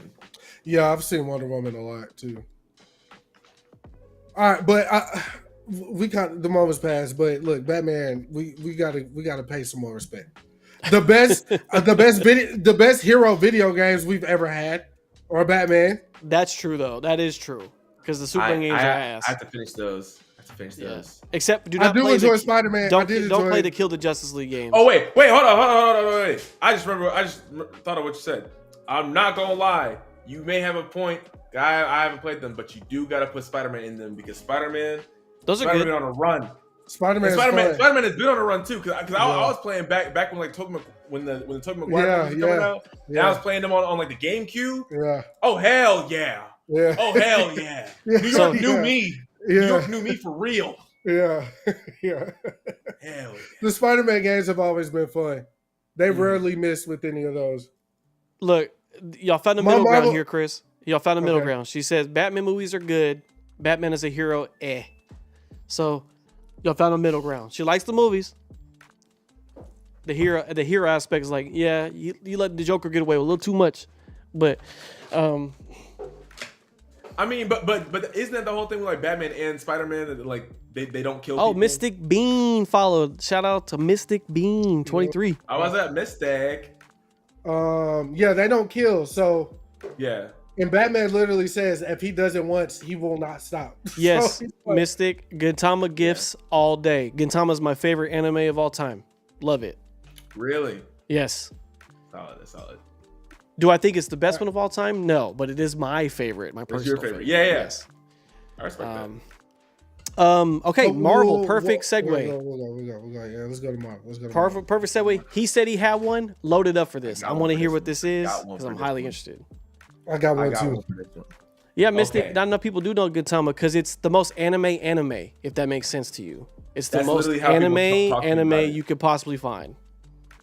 I have best friends that have told me for years, like, it's the only anime that you'll find. I'm like, It literally. Oh, okay. I heard Toasty Marshmallow say that, and I was like, that is a perfect description of it. Because like, if your anime level is not high enough, you'll be like, what am I watching right now? yeah, literally. Yeah. You have to like know so much about it, Yes. or about anime as a whole, Agreed. to then go to that one. And Agreed. they were just like, they're constantly referencing it throughout. So yeah. Nah, okay. What's My your hot Marvel take? one? I gotta hear it. I gotta hear it. I'm gonna say it like this.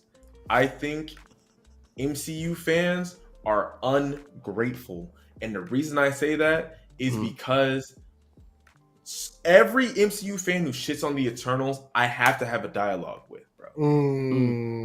The Eternals movie, dog, I think genuinely was a phenomenal ass movie. Great. I honestly think that like Eternals for me, it's gonna be crazy how I say this. Eternals in terms of the MCU is a solid 7, but it needed to be the 7. Like the 7 was the 10 it needed, if that makes sense. Because it has Eternals is such an amazing movie to not only bring in 10 new characters, Yeah. to personify all of them against each other, still answer the question like, why didn't you do anything? Like, where have you been for the past millennia? Beautifully shot too. Beautifully shot. You get to see like it's like Loki, a period piece at different times, because you get to see them at different points in history literally be influencing or be there like, ah, damn, Like Rome we is can't kind do of nothing. crazy. Yeah. These humans crazy. Like I'm not supposed to butt in. But then you have like Festus, who has like an active marriage. It's like, nigga, you've already intruded with the humans already, and you're gonna still do it. You have like I forget the two. It was Gilgamesh and Athena, where like they were like, hey, bro, we're just gonna shack up. We're like, we don't even care about the rest of the world. We're just married to each other, and it's cool. Cersei and Icarus, bro. Sprite, Makari. Oh, Makari, the speedster who was deaf. Yeah. Bro, what are we talking about? I think that is literally the best form of super speed I've seen in a movie.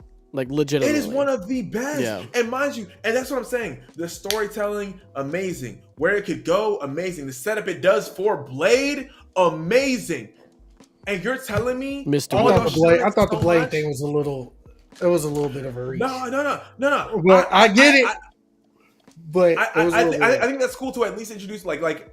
Yeah. Like I will say, as a nigga who likes comic books, obviously I don't know every comic book character. Right. And I feel like that's a dope way to introduce him and like to have that call to him, because I know Blade through like, popular media and stuff like that, and in comics here and there. I don't know who the fuck that nigga is. So now you got this guy in an Eternals movie where I don't know who anybody is. I'm learning everything. We've been in the MCU for so long. Oh, you're giving me a whole side character to the Eternals. Why would I care about him? Blade. Whoa. Yeah. Let's now get hyped for Blade. And Blade has now a connection to the Eternals, who I already fucking like. Mind you, bro, they literally stopped the world from exploding. The Eternals had so much representation. It had so much thought and lore and depth to it. Anybody who says the Eternals is ass, I'm sorry, I'm judging you. I'm looking at you a certain Honestly, way. though, I hadn't seen very many people that said they didn't like the film.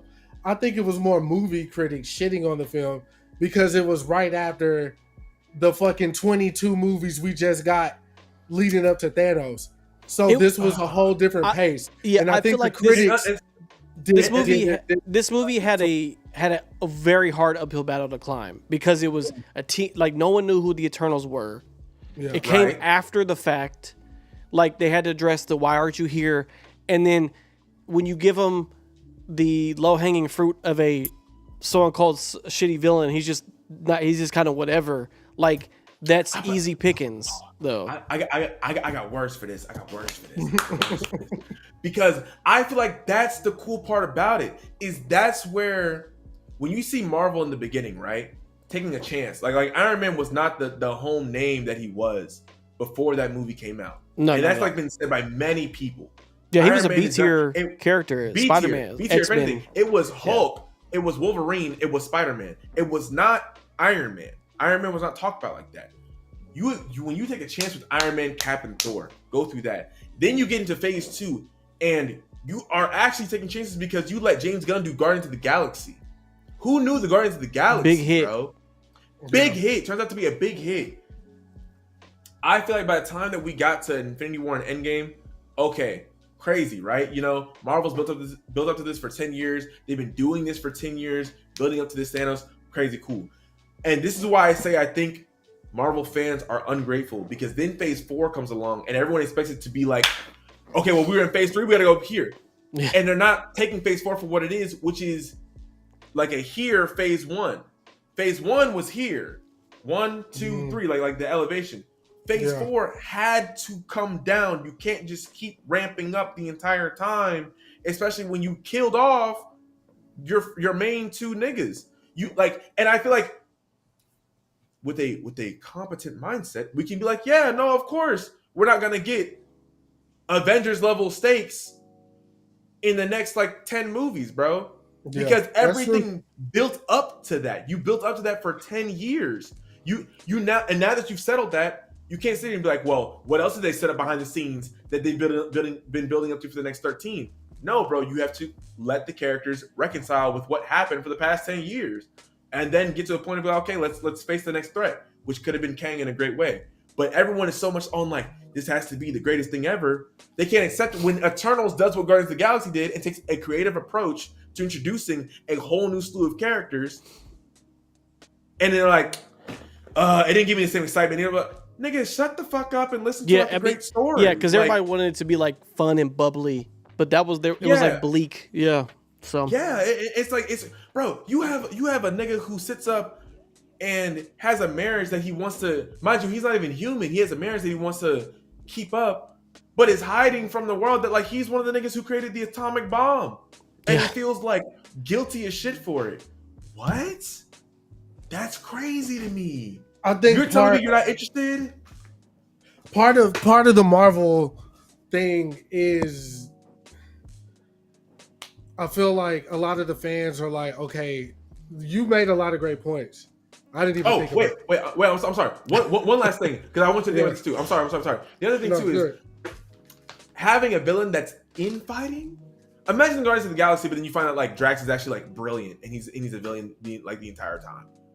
You're telling me that you took that instead of Guardians of the Galaxy, this ragtag team who comes together. These are niggas who've been together for like 10 millennia, years, millennia, and then it comes out, hey, all y'all who love Earth, yeah, I'm the one who's been sticking to the code the entire time. I've actually been wanting these niggas to fuck themselves over the entire time. I've been like, this is the promise day for me. I've been waiting to kill everybody. What? Yeah. We've been family for 10,000 years, dog. We said at our table, like helping humanity for 10,000 years. You're the only one who's actually known what our mission is, and it's like to let humanity build and get this great, so that way like we can destroy it all. Crazy. I'm sorry. Go ahead. All I'm gonna say is Marvel got fat. Okay, they got greedy. Yep. And they did, in quality wise, Yes. some of the stories wise, they rushed out some shit. Oh, They rushed out some slop. Well, I will say to that. I will say that because I do agree with you, but I'll say it was Disney because it has come out recently, like with James Gunn and stuff like that, and they've talked that like Disney was the one who gave them the mandate to like be like, hey, bruh, pump this shit out. It don't even matter. Yeah. Marvel already was on their bullshit because Marvel doesn't go with like finished scripts. They be doing shit and they figure stuff along the way and on the But then fly, Disney which is came- crazy.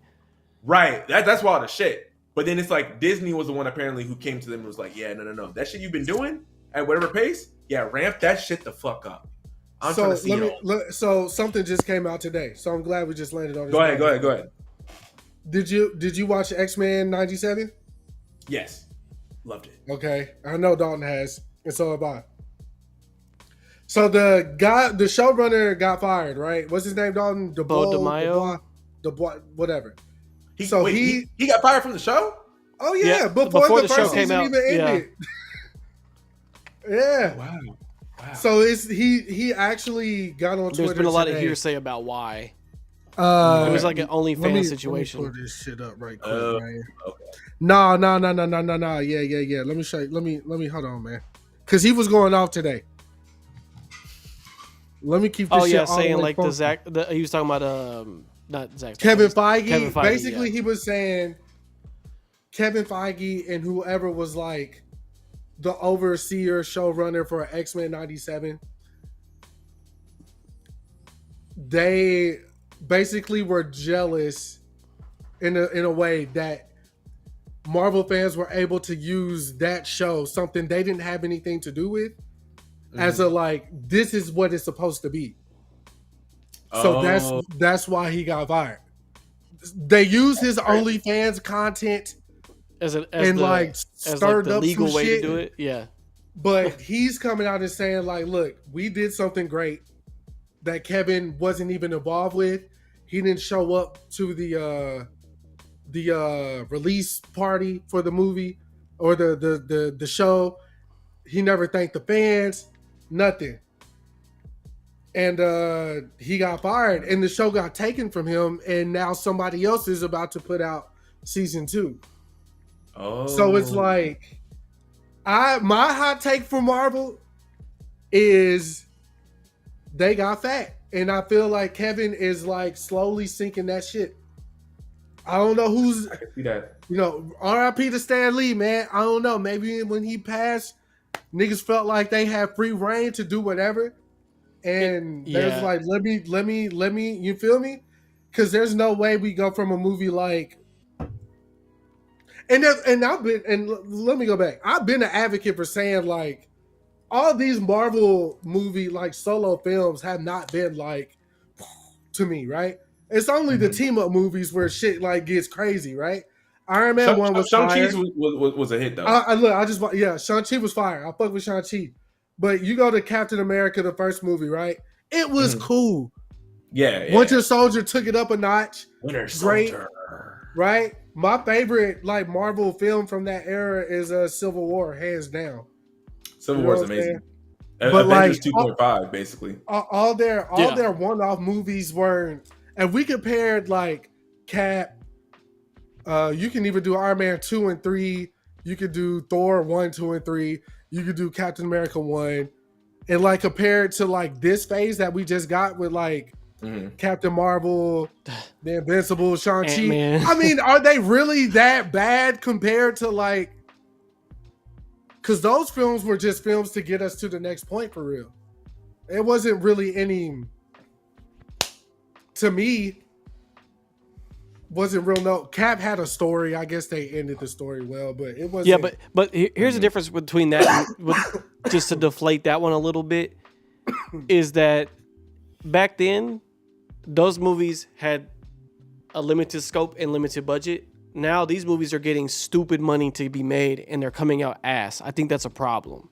Like when Ant-Man came out, like there's no reason it should look like this or be like this. Wait. Which one? So like, Or you said that the first because he's one? saying like the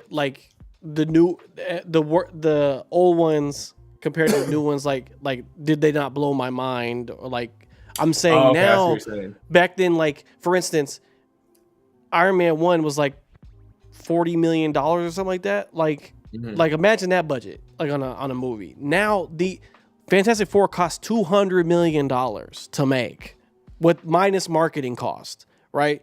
So like I'm saying, if you're making these movies for $200 million and they don't look like a $200 million movie, that's a problem. But part of it's I get some pandemic movies a break because that was like a nightmare to do anything. But Right. but like the Ant-Man comes out, right? And it's just like, what is this? And like we're just like because all they're doing is putting these people in the volume, which is the sphere that could turn to any background. They're walking around doing their scenes in a volume and they're going home. And it looks like they're in a fucking volume. But then I get a fucking Christopher Nolan movie and I feel like I'm making the atomic bomb with the motherfucker. I'm in that bitch, right? Like I'm saying, like, Yeah, there's definitely degrees to it. so, I feel and that's what I'm saying. Like, so I can't give the old ones any slack for like because they had a lighter direction. They had like, okay, we're just trying to get to Avengers 1. That's all we're trying to do. Right. On these limited budgets, these actors are taking $200,000 for this movie, and then it's going to ramp up, and then you get $1 billion hit in Avengers, and they're like, okay, let's throw some more money at it. But then they kept getting $1 billion hits. I mean, Iron Man 3 was a $1 billion movie, and then It was trash. Winter Soldier was close to $1 billion movie, and then Avengers 2 almost got $2 billion, right? Like you're making bread. So like then they're like, okay, we'll throw whatever budget you want for this movie. We don't care anymore. So now that you're getting this money and you're kind of having less to show for it.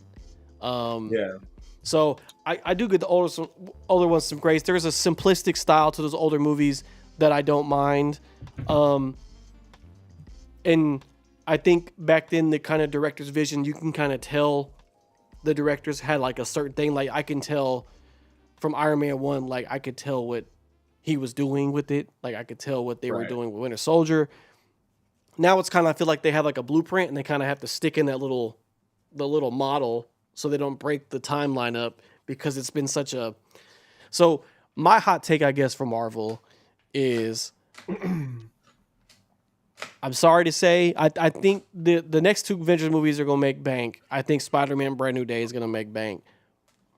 But as far as like, I think the bubble has burst is what they say. I think we've got to the part where it's too much now. And after this next Avengers movie, I think they're going to start going more to solitary storytelling. Like if it's an X-Men movie, it's just going to be an X-Men movie. We don't need lore heavy connections over here because what they did was they started throwing TV shows at you and you basically had to do homework to follow the story. Like, and I'm doing the homework, but I'm feeling like, bro, I am doing this a lot. So, and then you're getting some good shows, WandaVision mixed up with like some okay shows. And you're like, do I need these stories or not? But you feel like if you're behind, you feel like you're fucking behind though. Cause it's different catching up on, look, for binging anime, for instance, a real anime episode, if you're doing binging, if you skip like the ending in the intro, you're watching 17 and 19 minutes at a time. I can watch 3 or 4 episodes in an hour, almost. Yeah. But if you're behind on hour shows, it's a fucking nightmare to catch up. It is a absolute nightmare, especially for me as a dad. I feel like I am never going to make it. So like, it's very hard. But I think the levee has broken. And I think once they get, because they just have to get through this part, because I know they had to shift with the Jonathan Majors thing, with Kang being pushed out. Yeah, that's a whole separate matter. But like now I could go on about that. And now they have the ultimate half court shot they can shoot, which is bring Robert Downey back as Dr. Doom. So like this. Jesus. How do you feel about that? I feel like it's the stupidest thing, period. I feel like it's just so obviously like we wanted to make sure we made money. Yeah. Let's bring RDJ. Like, I'm sorry, bro. They should have left it alone. I feel like yes, the idea that like your variants don't look like you is great, but I feel like, or they could look like other people because you have that with Deadpool and Wolverine, where like you have Deadpool who's like through his fourth wall breaks, he knows what Captain America looks like. So when he sees Johnny from the Fox, like the OG Fox one, he's like, "Oh my god, I've seen him do the thing, Avengers," and he's like, "Flame on!" He's like, "Wait, what the fuck is going on? What the hell?" That's cool. There's no reason to not cast a new nigga as Dr. Doom. There is no reason at all to cast him as RDJ. There is no like, oh great, now you want him to have the shit with Spider-Man and everyone's gonna be like, you look like Tony. That's literally it, bro. I'd rather it be, if they're gonna do that shit, let's make Kang switch. If, in my opinion, you set up the same way how we set up for Thanos, you need to have the same setup for something like Doomsday. I personally think Zinni, you're gonna make Chris just give you a big hug with this one. He fucking hates Steve, bro. He fucking hates Steve. No, Steve is a selfish motherfucker. I'm not gonna lie. He is a mark he's ass selfish. bitch. And Mark- he is not a captain.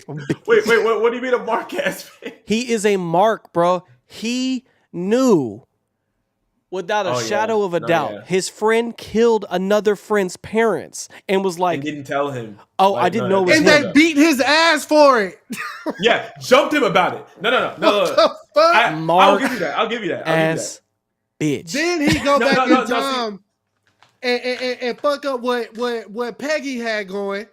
She got kids, Mm-hmm. a whole nigga at the crib. Well, nah, let me go rewrite history because I want Oh, you. wait. Then Oh, he fuck her niece. Yeah. What are we No. doing? No. See, and that's the crazy part is because from what I've seen, because there's always someone on Twitter being like, oh, well, reported this is gonna happen.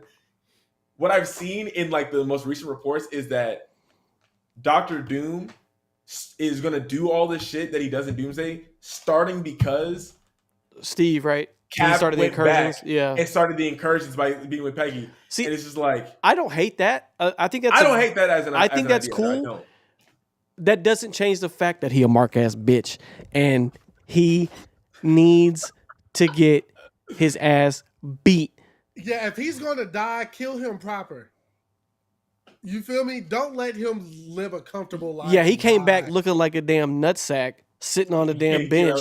looked like Joe Biden. He said, "No, I don't think I will." Yeah, Bruh. let Like, that no, okay. let Dr. Doom let Robert Downey Jr. stab that nigga in the throat. Kill him right there. Dead. No more cap. You feel me? That'll probably be the first like 10 seconds of the movie. It's like You know why though, for you see real? old Cap like honey. Because if you think Told you about not it, to do bruh, this shit. Robert told that nigga, I got too much to lose right now. And if I'm gonna lose if whatever's going on in the world, if I'm gonna lose it, I'm gonna lose it like this. I'm not gonna like go sacrifice myself to lose what I got. I just got what I got. You feel me? I married Pepper. I had my kid. We got the place in the woods. But Tony being a stand-up nigga, the nigga who won't cut the wire, so Cap spoke, or whatever the fuck, or dive over the bomb, whatever He's like, you never make the sacrifice play. He did it in Avengers, He then did it. Yeah. and he did Yeah. it again with his life. with Yeah. his And- life, nigga. And Steve was like, "Damn, I mean, he had some nice shit. I think it's about time I get some nice And shit too." and Yeah, guess you- what? Guess, yeah, nah, guess what he fuck did? that nigga, man. Guess who wasn't at the funeral because he was out patty caking? Captain Bitch America. He is a corporal at best. Nigga, he never got his stars and stripes, nigga. Oh my gosh. He ain't get that shit. You show me where he got that shit at in the movie, nigga. Wait. Cap was at the funeral. Cap was at the funeral. Cat wasn't at the funeral. Yes, he was. Was he there? No, I'm pretty sure. No, yeah. Because they had the funeral. Zenny, thank and you for then following. I appreciate it. We're here every week. They had the funeral, and then like it was like it was one of the last scenes of the movie. Was then like Cap being like, "Okay, I'm gonna take all the stones back," and then Okay, he's like, you're right. "Yeah, You're Sam." right. My bad. Yeah. He was there for sure. Look, but you see, Fuck that nigga, man. you see, he wasn't shedding no tear though because his man's was right next to him though. Oh, Bucky, whole ass. Man. Hey, Okay, and he didn't even take Bucky back with him. Okay, are you ready for my real hot take though? This one's gonna hurt. I'm sorry, guys. This one's gonna hurt. I'm sorry, everybody out there. I mean, I'm gonna give y'all some bad news right Oh, quick dear God. as my hot take. This Blade movie is never coming out. I want you to know this, that's- and I want y'all We know that. to let it pass. We already Blade knew is that. never coming out. They're gonna try to throw him in some random team up to let him just be in there easy. They're gonna try to do like Midnight Suns or some stupid shit like that. And Blade is never coming out. Yeah. It's Yeah, never I'm happening. pretty sure. I'm sorry. It shouldn't take you. If we can get Sinners, I don't see how you can't take an already established character. It's funny you say that and it takes 6 because you years for you guess to not where the outfits for that Blade. movie came from. Yeah, no. I heard that they took them from like previous Blade. Blade adaptations, and it's like y'all have been working on this for 6 years Because it was and supposed you to let be a Ryan period Coogler go piece. and updo you. It was supposed to be a Yeah, period no. piece in the 40s or 50s. So they were making outfits, and the ones they made that were never going to get released, my man's bought them for Sinners for extra cheap because they're like, yeah, we got to get rid of these outfits. Thank God we didn't get that fucking movie. Yeah, because if I see Mahershala in the 40s being like, Hello. I'm gonna cut your head off. I'm gonna be I'm pissed, bro. gonna kill these cracker vampires. All right. Hey, Chris, Oh, actually, I'm buying 3 tickets to that movie. I need to see that immediately. Yeah. Because in Sinners, when that was one of my favorite parts when we just randomly have him killing clan members. I was like, Yeah. this is incredible. But They need uh, to get Spike Lee to do the Blade movie, dog. Chris, if Spike Lee did the Blade movie, I'm there on day 0. I'm in there like, let's I'm right go. I'm there. in that right there. bitch. Bro, let Spike Lee do it. Let Yes. Jordan Peele, 'Cause- let Ryan Coogler executive produce. You See, heard? I Give agree. Spike the camera, man. Darth, I agree. Marvel has been moving I hella do sus agree. about black projects. Because look at how Hell they yeah. did Ironheart. They barely fucking. Ironheart, Eyes of Wakanda. Mind you, Ironheart was good. Ironheart gives you that same feel of Tony with bro. When she flies in somewhere and she just making like the whole mechanics. Okay. Yeah. All about the suit. See, Oh, the thing yeah. about that show is like it looks really good. Like it looks good. It's good. It's yeah, a week of marketing. It's bro. actually solid.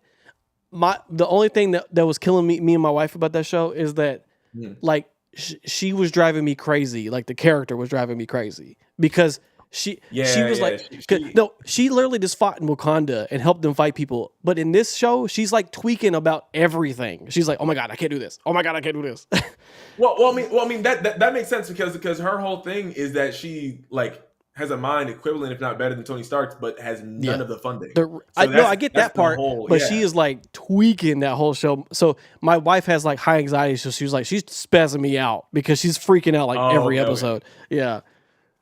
Oh yeah, canceling Moon. They were definitely playing Moon Girl and Devil Dinosaur. My son loved that shit, and they canceled that bitch, man. Bro, I don't understand why they even did that. Let that shit keep going. Yeah, bro. Moon Girl and Devil Dinosaur was good. We're gonna do one more topic. Okay, we don't need to do another DC. We'll do another one. We'll remove that one. All right, let's do it. I want to get it a different way. Food, bruh. Food? I want hip hop. Here, B, you can pick. You want hip hop or food? We can do hip hop. I ain't tripping about perfect. that. It's gonna land out anyway. Oh, and then with hip hop. Okay. Perfect. Okay.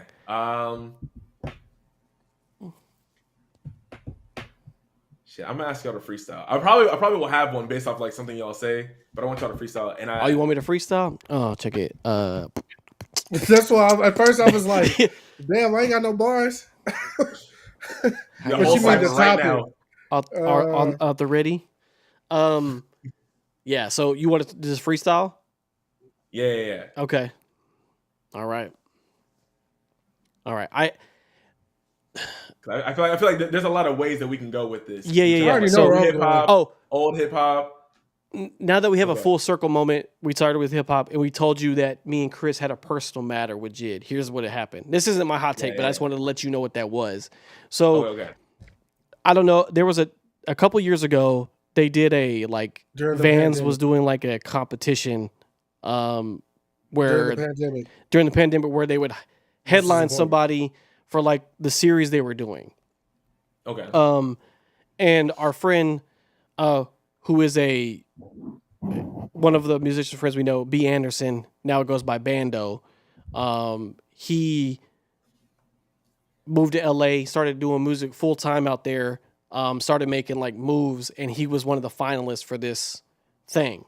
So for the finals, it was a live stream kind of like this, and they would show everybody's like they had to do like a performance somewhere and like record it and then send it in. So he did a performance for a song, and then the judges were Anderson .Paak, Jid, the chick from Vans, and then somebody else who were gonna pick the winner.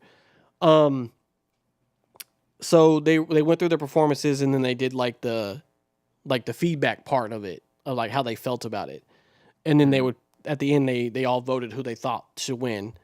Now the girl that won, she was fire. I'm not gonna lie, but here's what happened when Brandon went. They all had really constructive criticism except for Jid. So Jid gave like these little sly comments and was like basically kind of like, yeah, whatever, bro. Like about only Brandon stuff. Everybody else he was like cool with.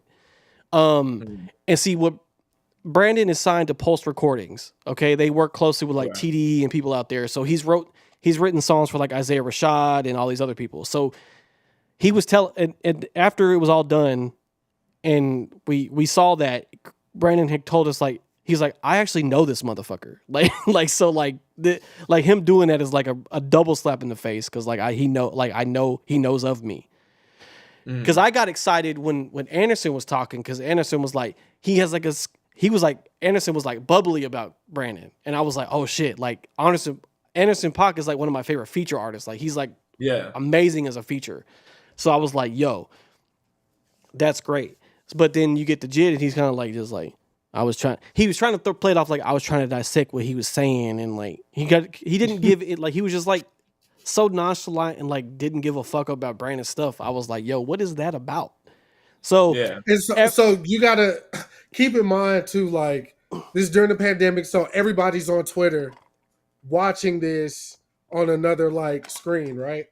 And so we all like, as soon as Brandon performed, like our whole little DFW area, everybody that's aware was like, oh yeah, Brandon, he killed that, like tweet after tweet, right? We all just congregating with each other on Twitter about Brandon's performance.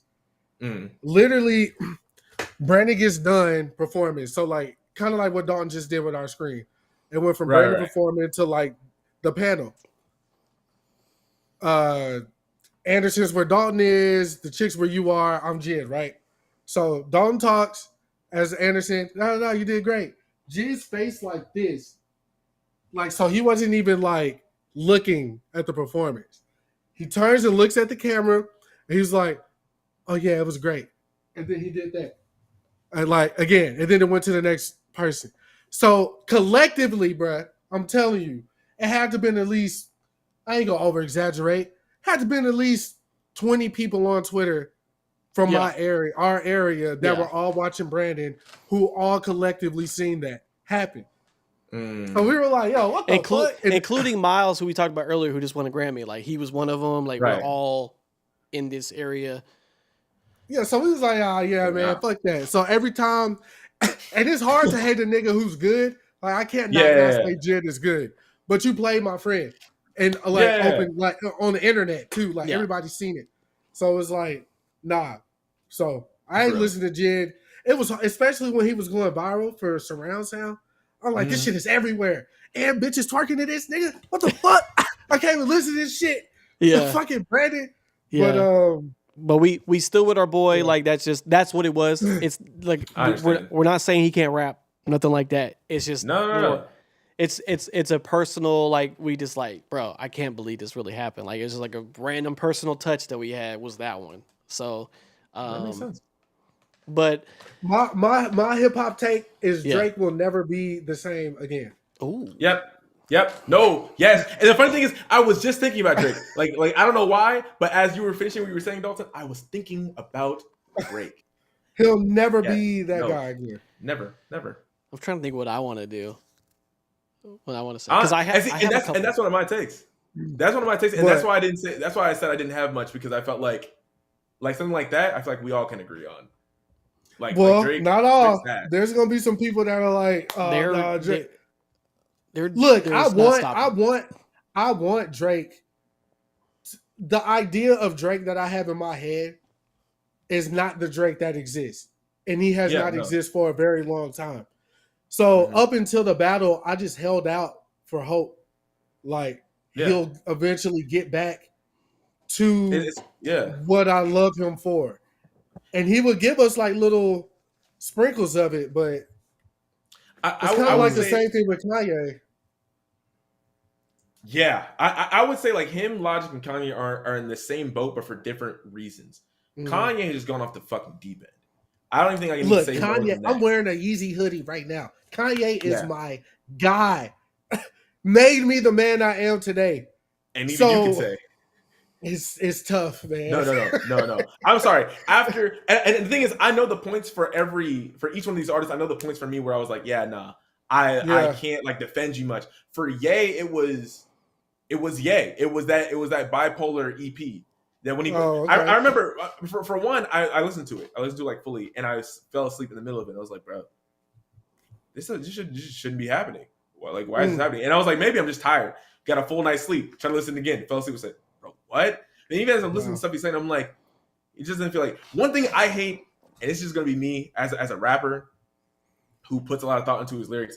I hate a motherfucker who gets lazy, and it's obvious they get lazy, and nobody cares. That's then where I go to Drake. Logic has his own problem with the biracial shit, but Logic I held out hope for. No. See, here's the thing that pissed me off. Is Logic I held out hope for, but then he puts out no pressure when he decides he's like, I'm gonna retire. And bro, it's so big. Like, not saying like that LeBron is like the dawn of like music critiques, but if you have LeBron putting your album out saying that it's like the hottest shit at the time, no. Everyone's gonna be like, "What, bro? We need to go talk about what Logic's doing right now." And it was like actually Scoop was a banger. Hell no. No, the moment that people came up to me and were like, "Bro, have you heard this?" I'm like, I can get with the beat. I can get with the chorus. I couldn't get with the the Poopity Scoop verse. And there would be niggas coming to me like, you just don't understand. I'm like, no, I don't think you understand. I knew earlier than all this when this was happening. Okay. Like, no. I knew we were about to see a decline after he started a verse with, I just fucked the model and she just bleached her asshole. No, but see, that's the crazy part. I feel like that's the last bastion. I feel like that album itself is the last good Kanye we had. When he got there, no, the song is a banger. Don't get me wrong, Zenny. But I'm saying I was like, okay, he's on a different territory right now that we haven't. Peter Rosenberg made a great point about that song. Mm-hmm. That song could have went from good. That song could have been generational. Yeah. If he did not start it off with that line, because that line is so. That line is like as a nigga, bro. I didn't heard it all, bro. But like in song format, like I don't want to hear that. Like I don't want to hear that, especially this beautiful sample and the drums and Kid Cudi coming on this bitch. Yeah, that song is a banger. That song is a banger. And then the first thing we hear you say is I just fucked this model. She just bleached her asshole. Now if I get bleached in my t-shirt, I'm gonna feel like an asshole. Like an asshole. Hey dog, what we doing, man? Look, and the crazy thing, that song could have been. Hey, that song could have been like, and we've seen it, Chris. We've seen declines through history like this because on Mystical's final album before he went to prison, what did he start a song with? I came in with my dick in my hand. Hey, that's now everybody okay, be cool. That's cool though. I'm with that. You with that one? Okay. I'm with that. Because I've entered places. If you catch me in the field with a grizzly bear, help the bear. Yeah, you know what I'm saying? I've been walking some places. But in my hand. You know what I'm saying? Like I understand that. But what I don't understand why you start a song off like that. Like that though. That type of song. Like, he was trying to be polarizing as always. Bro, the beat was already beat was so good. The beat was so good. Here. And this goes back to your Chance point earlier. I think Chance on intros is incredible. That intro is immaculate. Chance on the intro to the Surf album, Miracle.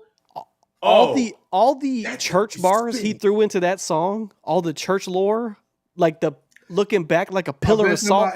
That's deeply biblical right there. That's so deeply biblical. That's crazy. But I want to check out Chance's new album too. I've heard nothing but good things about it. I'm waiting for Manga Music Monday this Monday to listen to it. I figured you were. Hell yeah. Hell yeah. Oh, speaking of CDs, I might come on this hole and check that out, man. I don't do this streaming shit only when we pod, but I might come check that out, bro. I fuck with you, man.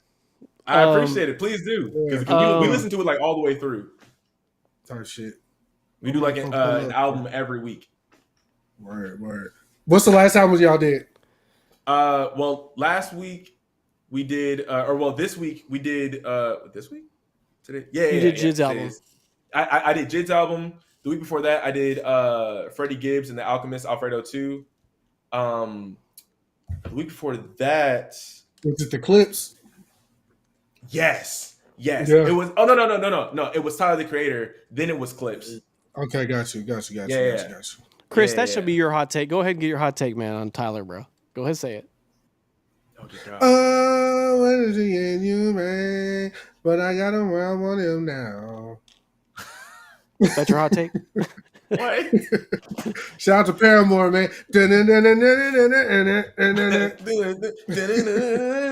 So, what was Don't get your me started. what was your hip hop hot take? You said Mine was Drake, Drake will never be. Sorry, right? Drake. And then what was Oh. yours? Yeah. Oh, mine? Yeah. I feel like the Drake one is it. I also feel like in general, and you can hit me. Anybody can hit me for this. I don't care. I think mumble rap itself is. Hey, have a good night. Enjoy the rest. See We you, man. appreciate you. We here every week on Thursday or Friday doing the same shit. Outside of Oh my rivals, I need to gosh. check the rivals shit out. Bro, Cap is an asshole. The people who use him just be jumping around, bro. It's annoying. But I will say, because I agree with the Drake point, I feel like there's also a point with Drake where Drake started getting lazy, and he was not only a caricature of other cultures, but a caricature of himself. Yeah. And Drake stands to this day are genuinely, how do I say this nicely? You don't have to. Great.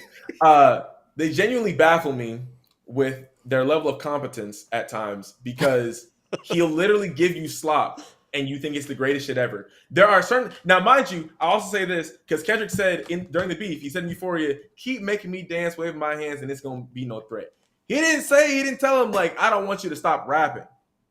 Yeah, Never he didn't said tell him that. he sucked at all. He never told me. Yeah. He said, "Hey, bro, I want you to stop saying nigga because you don't really represent us, and I want you to like, stick to your lane. Stop telling me that you're going to be out here shooting motherfuckers when you don't Yeah. do that shit."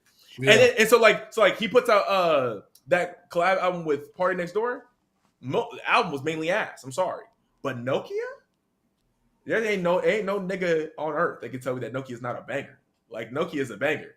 No, But it's again, not. what I thought Hey, with bro. Spider-Man. Hey, bro. I thought with Spider-Man, Superman. Man. That was my no. joy. No, That that was was my on his singing Spider-Man, Superman, bro. You don't shut the fuck up. Like, no. That gave me the same feel that I get when Drake raps in Spanish. Just shut the hell up. Oh, When- that- Yeah. when Oh he yeah. does the song with Bad that Bunny, Spanish bro, reference- shut homies the hated fuck that up. song, bro. My name is Drake, and I'm here with Pero Aña, That- and I got a Kevin El Baño. That Like, bro, Spanish shut the record fuck is up, bro. awful. It is so god ass. awful. So Hey, this ass. is funny, Okay. bro. And that's what I'm saying. Drake has made certain songs that are genuinely just god awful. His worst song to date, I don't care what anybody says, is Ratchet Happy Birthday. I don't see how anyone let him put that shit out. The beat is ass. The bars are ass. There's not really bars, period. How did you think that was gonna sell? But yet you have niggas still on their birthday. It's your fucking birthday, shot. Get out of my face. And I that's what I'm saying. I feel like Drake, and I'm saying this as a disappointed Drake fan. I like Drake up to a certain point. I'm like, oh yeah, nah, go crazy, go stupid. But since like 2017, 2018, since More Life, I've been looking at him sideways, and it has never gone the same. It's never gone back to being the same. Nothing was ever the same. I'm sorry, literally. I'm sorry. I don't even remember what my original hot take was. Hey, that's 'cause fine. I'll take two takes going in on Drake any day of the week. What's your take, I Bowden? hate it. You probably know where I'm going to go with mine, Chris.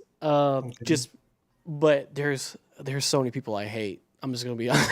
There's so many people I hate. But Oh, is it boat? Is it the boat thing? no, I don't care about Lil Yachty, bro. That Okay. bar was awful, but I'm not going to bring that up. That bar was actually atrocious. Yeah, that Yeah. bar was crazy, bro. And mean, I like boat. And he said some stupid shit, but that takes the cake. That was no. He that, did. That was horrible. He did apologize today. If anybody cares, I mean, I don't. He got on the phone. With, I mean, it's the fact that he recorded that. He probably rehearsed that in some way, shape, and he or went form. on Plaque Max's stream and then did it again, played it. and and nobody let it play said with- nothing. They were Don't just say anything. Hell no, no. Nobody said nothing, bruh. all right. That's what I'm like. Hold on.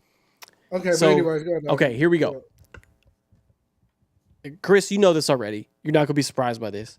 I'm sure everybody else will be because he's like one of your generation's champions. However, as a local Texan,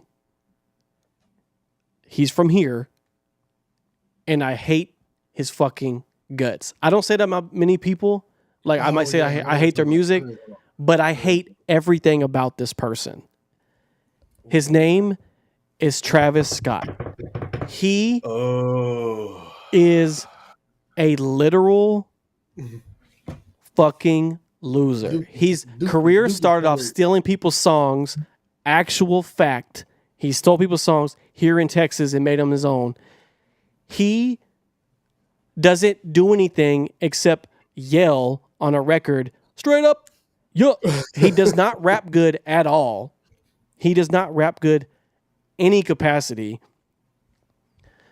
We have seen his true character several times, and people keep going over it because it's like, oh, yeah, we're raging. We don't care if we're stepping on children on his show. We're raging. It's like the whole thing. He is literally ass. I don't care how good Goosebumps is, but he's not the reason Goosebumps is good. That's a really good song. That's a really good song. But Kendrick's on that song, isn't he? And So- the beat is very good. So, yeah. And production masks a lot of shit. And that's the problem I that's have with true. this motherfucker. Yeah. Yeah, production It's all does masked that. by production. His production is higher than him itself. I would He definitely say that. literally, I literally cannot stand him. He is one of the few artists I'm like, bro, please turn this shit off. I cannot stand him on features, anything, and just him as a person. He is he just irks me all the way through because nothing he does is real, and it bothers the fuck out of me. I don't think anybody except your parents knows who the real you is, bro. Like you're like this whole persona, and it drives me fucking nuts because His parents bro, might not even know him. I was for like, real. you're acting like, I mean, we can't. I did a whole breakdown of numbers of the new generation. He is definitely the guy, right? Like I'm not numbers wise, sure, I get it. Like I can't take away any of that, but you're a fucking ass, and he keeps getting away with shit, and it blows my mind. Now, I did see people finally kind of give him shit for his last album, which I was happy to see that people were like, yo, this shit sucked. And which was great to see. But just for him to just skate by that whole Astroworld situation with the death of a fucking child, and then him just fake crying on television to be like, yo, that was good enough for me. Hell no. And then I can't get past stealing songs. That's crazy to me. So all that whole beginning shit drives me fucking crazy, and I cannot stand the motherfucker. I'll give you a free one. Chris knows this as well. I don't like The Weeknd either. Fucking ass. Hate that Which motherfucker is crazy. too. That's so crazy. That's to me. crazy.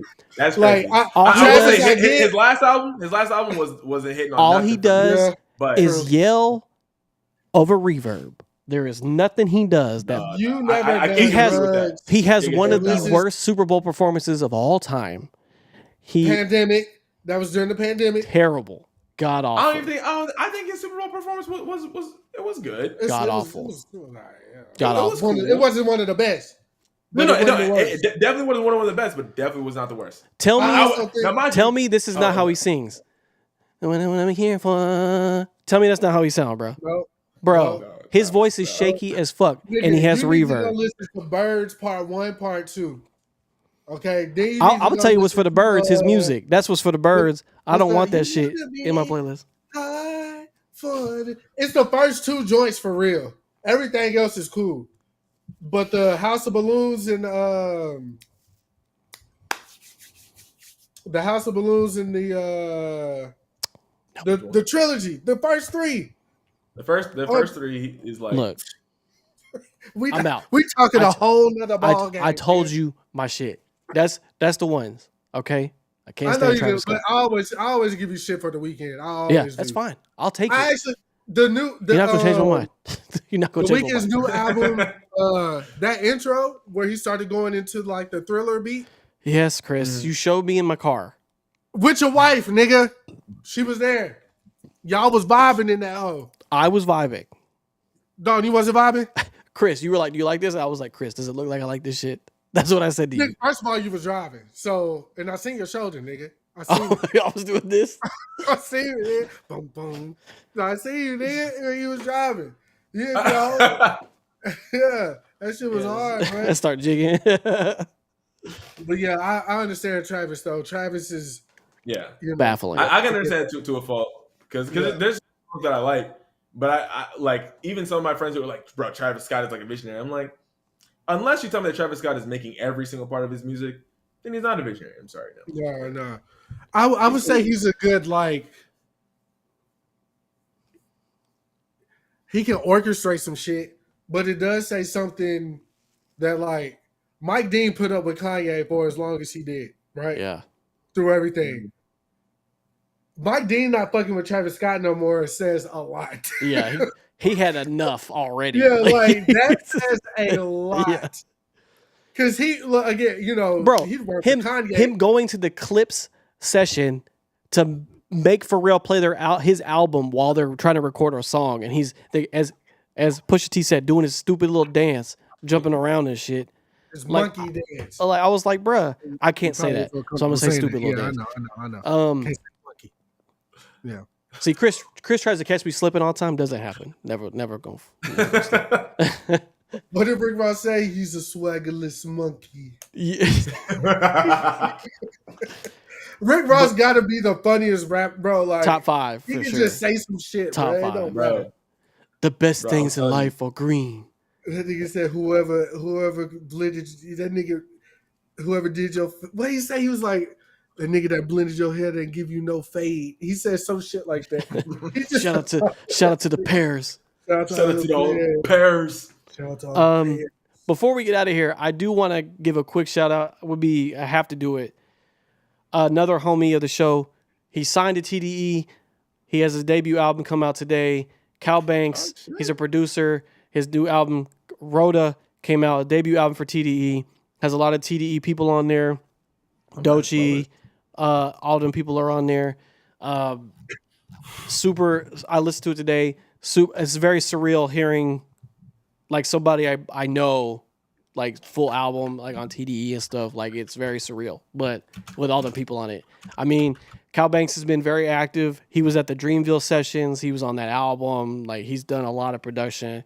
If you're on Apple Music as well, he has I think he did Lambo on that Revenge of the Dreamers. Yes, he did. Oh. So if you go to Apple Music, there's a playlist called Apple Producers. He has a whole playlist with all the joints he has on there. It has 99 songs in it. So like his Oh my god. catalog is crazy. He did a crazy boiler room setup set. You can watch it on YouTube. Cal Banks. It's Cal Banks and Friends. Brings a lot of people out. He debuted before Schoolboy Q's album came out. He did Thank God for Me off that album. So He did Thank God for Me? yeah, and he debuted That's that my favorite song. song off that? Yeah, Oh, he okay. did. He debuted that song on the Boiler Room set. It's super lit. But a good friend of mine, back from when he went to college with Brandon, we talked about earlier, our friend Brandon and same bando. But they all went to UNT together, so it's cool to see that, like him doing that. And like I said, Miles winning a Grammy with them. So had to shout out his album. I definitely would go check it out, guys. It's definitely a very like production heavy experience with some good features on there. Like I mean, he brought out some TDU people, so it's just good to hear him out here again. So make his own thing on TD nonetheless. So That's dope. I But- have it on my list. had to shout him out though. Yeah, check it out. You don't have to do it for the. It's quite long though, but it's good though. So definitely check that shit out for sure. Super Miles also has a Apple Music producers playlist as well. That they threw them on there, like official Apple playlist for them too. Oh my So, gosh. yeah, them doing big things. So yeah, man, I once again appreciate you coming by. I know this went a lot longer than we expected, but we started getting to like a groove there. So it happened, and then chat got involved. So I know that's kind of how it goes sometimes. But yeah, thank you for coming by. I do want to tell you, like me and Chris are new to this Twitch game. I have actually, even though I'm older than you, I've learned a lot from you on how you do your Twitch streams, just how you do your thing. I think you run a really good show. I think you have a really good charisma and charismatic on the show, and I think it carries over in your music and everything. And I like how you take your time with your music. You don't just rush it out. So yeah, I've definitely learned a lot from you, and just watching how you do it, getting kind of more acclimated to things like Discord and stuff like that. We don't use these things, so this is like new for us. So like, I just wanted to give you your flowers on that. So Thank you. yeah. So, but thank you for stopping by and taking time out of your. I know you're an hour ahead too, so it's late for you. But It's fine. But thank you for taking time out for coming to the show for real. I really appreciate it. So No, thank you for having me. Because man. I've been excited about it since you told me about it. I just wanted to make sure like I could do it and give it the time and do it justice. So Yeah, I'm really for sure. glad that we got this set up. This has been a lot of fun. he would have been Been a up lot of anyway. That's Yeah, I would have. I Okay. would have. I'm not gonna But- lie. So and then- trust me, you're fine. And thank you for all chat coming too. I recognize a lot of the names from his show. So like, thank y'all for My coming out. people. So I really appreciate it too. We're trying to make the Twitch more active because, like I said, audio and YouTube is our main thing right now. So like, getting the Twitch popping is really good for Right. sure. So yeah, thank you all for stopping by. I got a Yeah, wedding thank you guys tomorrow. for sure. So what? Y'all watch out with all that Batman slander though. Everything else is cool. I don't know about that Batman shit though. That shit, I don't know. Well, yeah, Hey, he you know not where I gonna- stand. Batman's type huge for me, type okay? shit. Great conversation though, bro. Like Dalton said, thank you for stopping by, bro. Again, being from Atlanta, I've been to Atlanta before. Dalton's been out Mhm. there. First time I went to Atlanta, it was like my freshman going to my sophomore, and I was still very green. I wasn't like the cool guy I am today. And I went down to Peachtree, and this dude just randomly, I'll never forget this because it's the first time anybody ever approached me about anything. He was like, "Hey man, I'll sell you a sack fatter than Beyonce's ass, man." I was like, "I don't smoke weed, sir." I ran away. Oh, Bro, my he just God. came out of nowhere, dog. I was like, "Hey." And then I thought about it years later, Hey. like that sack had to be pretty fat. Yeah, shout out to Atlanta though. Shout out to Atlanta, the only place Yeah, in the love country Atlanta. where Waffle House has security. Shout out to Atlanta, man. Yeah, Love Atlanta, Yeah. man. Love it. they love don't play love about it. They don't play it. about My the Waffle niece House. actually just Yes, my Goes niece to just went college, back to school yesterday. She's going to Spelman, man. Shout out to my niece. Oh, man. nice. Yeah. She just That's what's up. made it back down there. Yeah. Well, she left yesterday. I don't know if they made it yet. Oh, okay. They driving. I'm pretty sure they made it. Anyways, it's 12 hours. 12-hour drive. Yeah, yeah, I'm pretty sure she made it there. But anyways, yeah, this shit was fun, man. I appreciate y'all Nah, for real. boys, man. Yeah, if you ever want to come back on to promote anything, like if you're when you're song, you have a new song or an album, let us know. Free. y'all let me know. I'm free. I'm down to come back. This is a great Yeah. time. Yeah. Whenever So- y'all need me, y'all let me know. And if you ever do get a Switch 2, I'll whoop your ass in Mario Kart. Whenever you do that. Okay. Hey, Don't, Chris, don't I- worry. Don't worry. look- I'm nasty with it. Okay, I'm Look, nasty. ain't- you got Dude, rivals. dude. I don't do shooter games at all. Like, but You Mario may Kart. not. I play Mario Kart now. Chris, we've heard this I before. understand. Hey, how do I play Rivals? Is it like something I download on my desktop? Like, how do I get it? You can. It's Yeah. free. You can download on your Yeah. PC or. Oh, okay. PC or Um, console. I gotta Just play by not myself the for a Switch. little I don't bit. think. It's on the Switch too.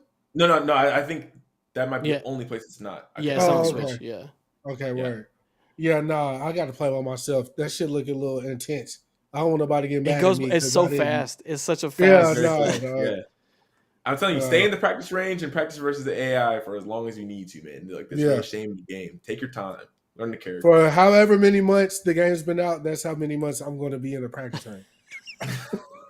Because that's how It's good not you got to since get. December. That's how good you got to get. He could go into a rank match level 99 already from the beefed up. He gonna be big as hell. Because shit, I need he's to in the be- hyperbolic time chamber the whole time. I see that shit. I see these niggas and how mad they get when somebody healer. We're all like, Heal Oh, her needs to be healed. I've seen this guy do the same thing. Yeah, Like, yeah. literally. But mind you, those are people who know their characters and are not playing their roles. That's why I be getting so upset. Cause like for instance, if I'm calling out from like, bro, where the heals?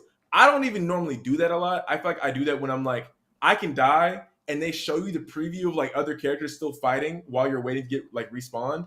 And I watch a healer who's watching everyone else die, but she's starting to like she's hitting the other team. That's what I'm like, bro. No. Where are the heals at?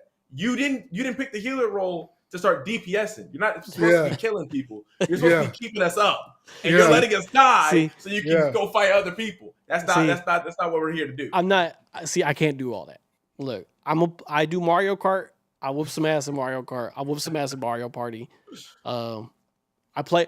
To be fair, I play mostly story games, first person game, like just one player games. That's my thing. All right. But Mario Kart, I think, is like my one though. Oh, okay. That and Smash Brothers is like my one. That's my one. I was just about to ask, do you play Smash? Yeah. Yes, I do. I love Smash. I have whooped many of ass with Super Smash Brothers for sure. Wow. Yeah, that's a Chris, generational one. you know this already. Yeah, I mean, shit, you know. So whenever you do get a Switch 2, I'm gonna put it in existence. Whenever you do get it, let me know. We will play because it has the voice. I it has the voice chat function on there now, where you could open it up and we can see each other's screen and everything. Oh yeah. Oh beautiful. I'm telling you, I'm not. We can do that. We can get that popping. I promise you that. Look, I'm just last nugget I'll put out there before we leave. For Mario Kart 8, not a lie, true fact. On the Wii U, when Mario Kart 8 came out, I had a world time trial record on one of the stages. Not a lie. Yeah. You did. And like number 8, right? Who? You were like 8 in the country Number or some 8? shit, right? Yeah, for like the total ranking, but I had a top time on one of the tracks on Mario Kart 8 on the Wii U. Now, when they remade it for the Switch, I replayed it, and obviously by that point, my shit was well blown past. But yeah, I definitely I'm in there like swimwear. So no, I respect that. I have nothing to say to that. That's just like awesome. That's dope as shit. Yeah, that you held the 8 in the country. Yeah, or the country of the world. Country for like full time trial stuff. Yeah. But I had one because I had one on that track. But yeah, that was global, the track one for the time. That's crazy. Yeah. So I don't know how long I had it, but I definitely had it at one point, and I was like very proud of that. But see, Nintendo doesn't give you a lot of stuff to like brag about stuff, so like I can't like blast it anymore. But yeah, I did. I was legit. So yeah, when you do, I'm gonna tell you right now. I don't care. Like there is no Lord and Diamond and all this shit from Rivals in Mario Kart. It's just straight racing. It's just straight up. I got this cart. I'm Gray Yoshi, and I'm gonna whoop some ass. Okay. Like, you're Gray Yoshi. I run Dry Bones. Dry Bones is cool, but you know this one has like costumes. They don't really have costumes for him in that one, but he's in that bitch. But all right. Thank you all for coming. Really appreciate it. Obviously, this could be rewatched. It's gonna be on YouTube, and then audio always out on Monday. So, for those of you that listen to audio, thank you. And then everybody else, that's it. So I'm gonna hit in here.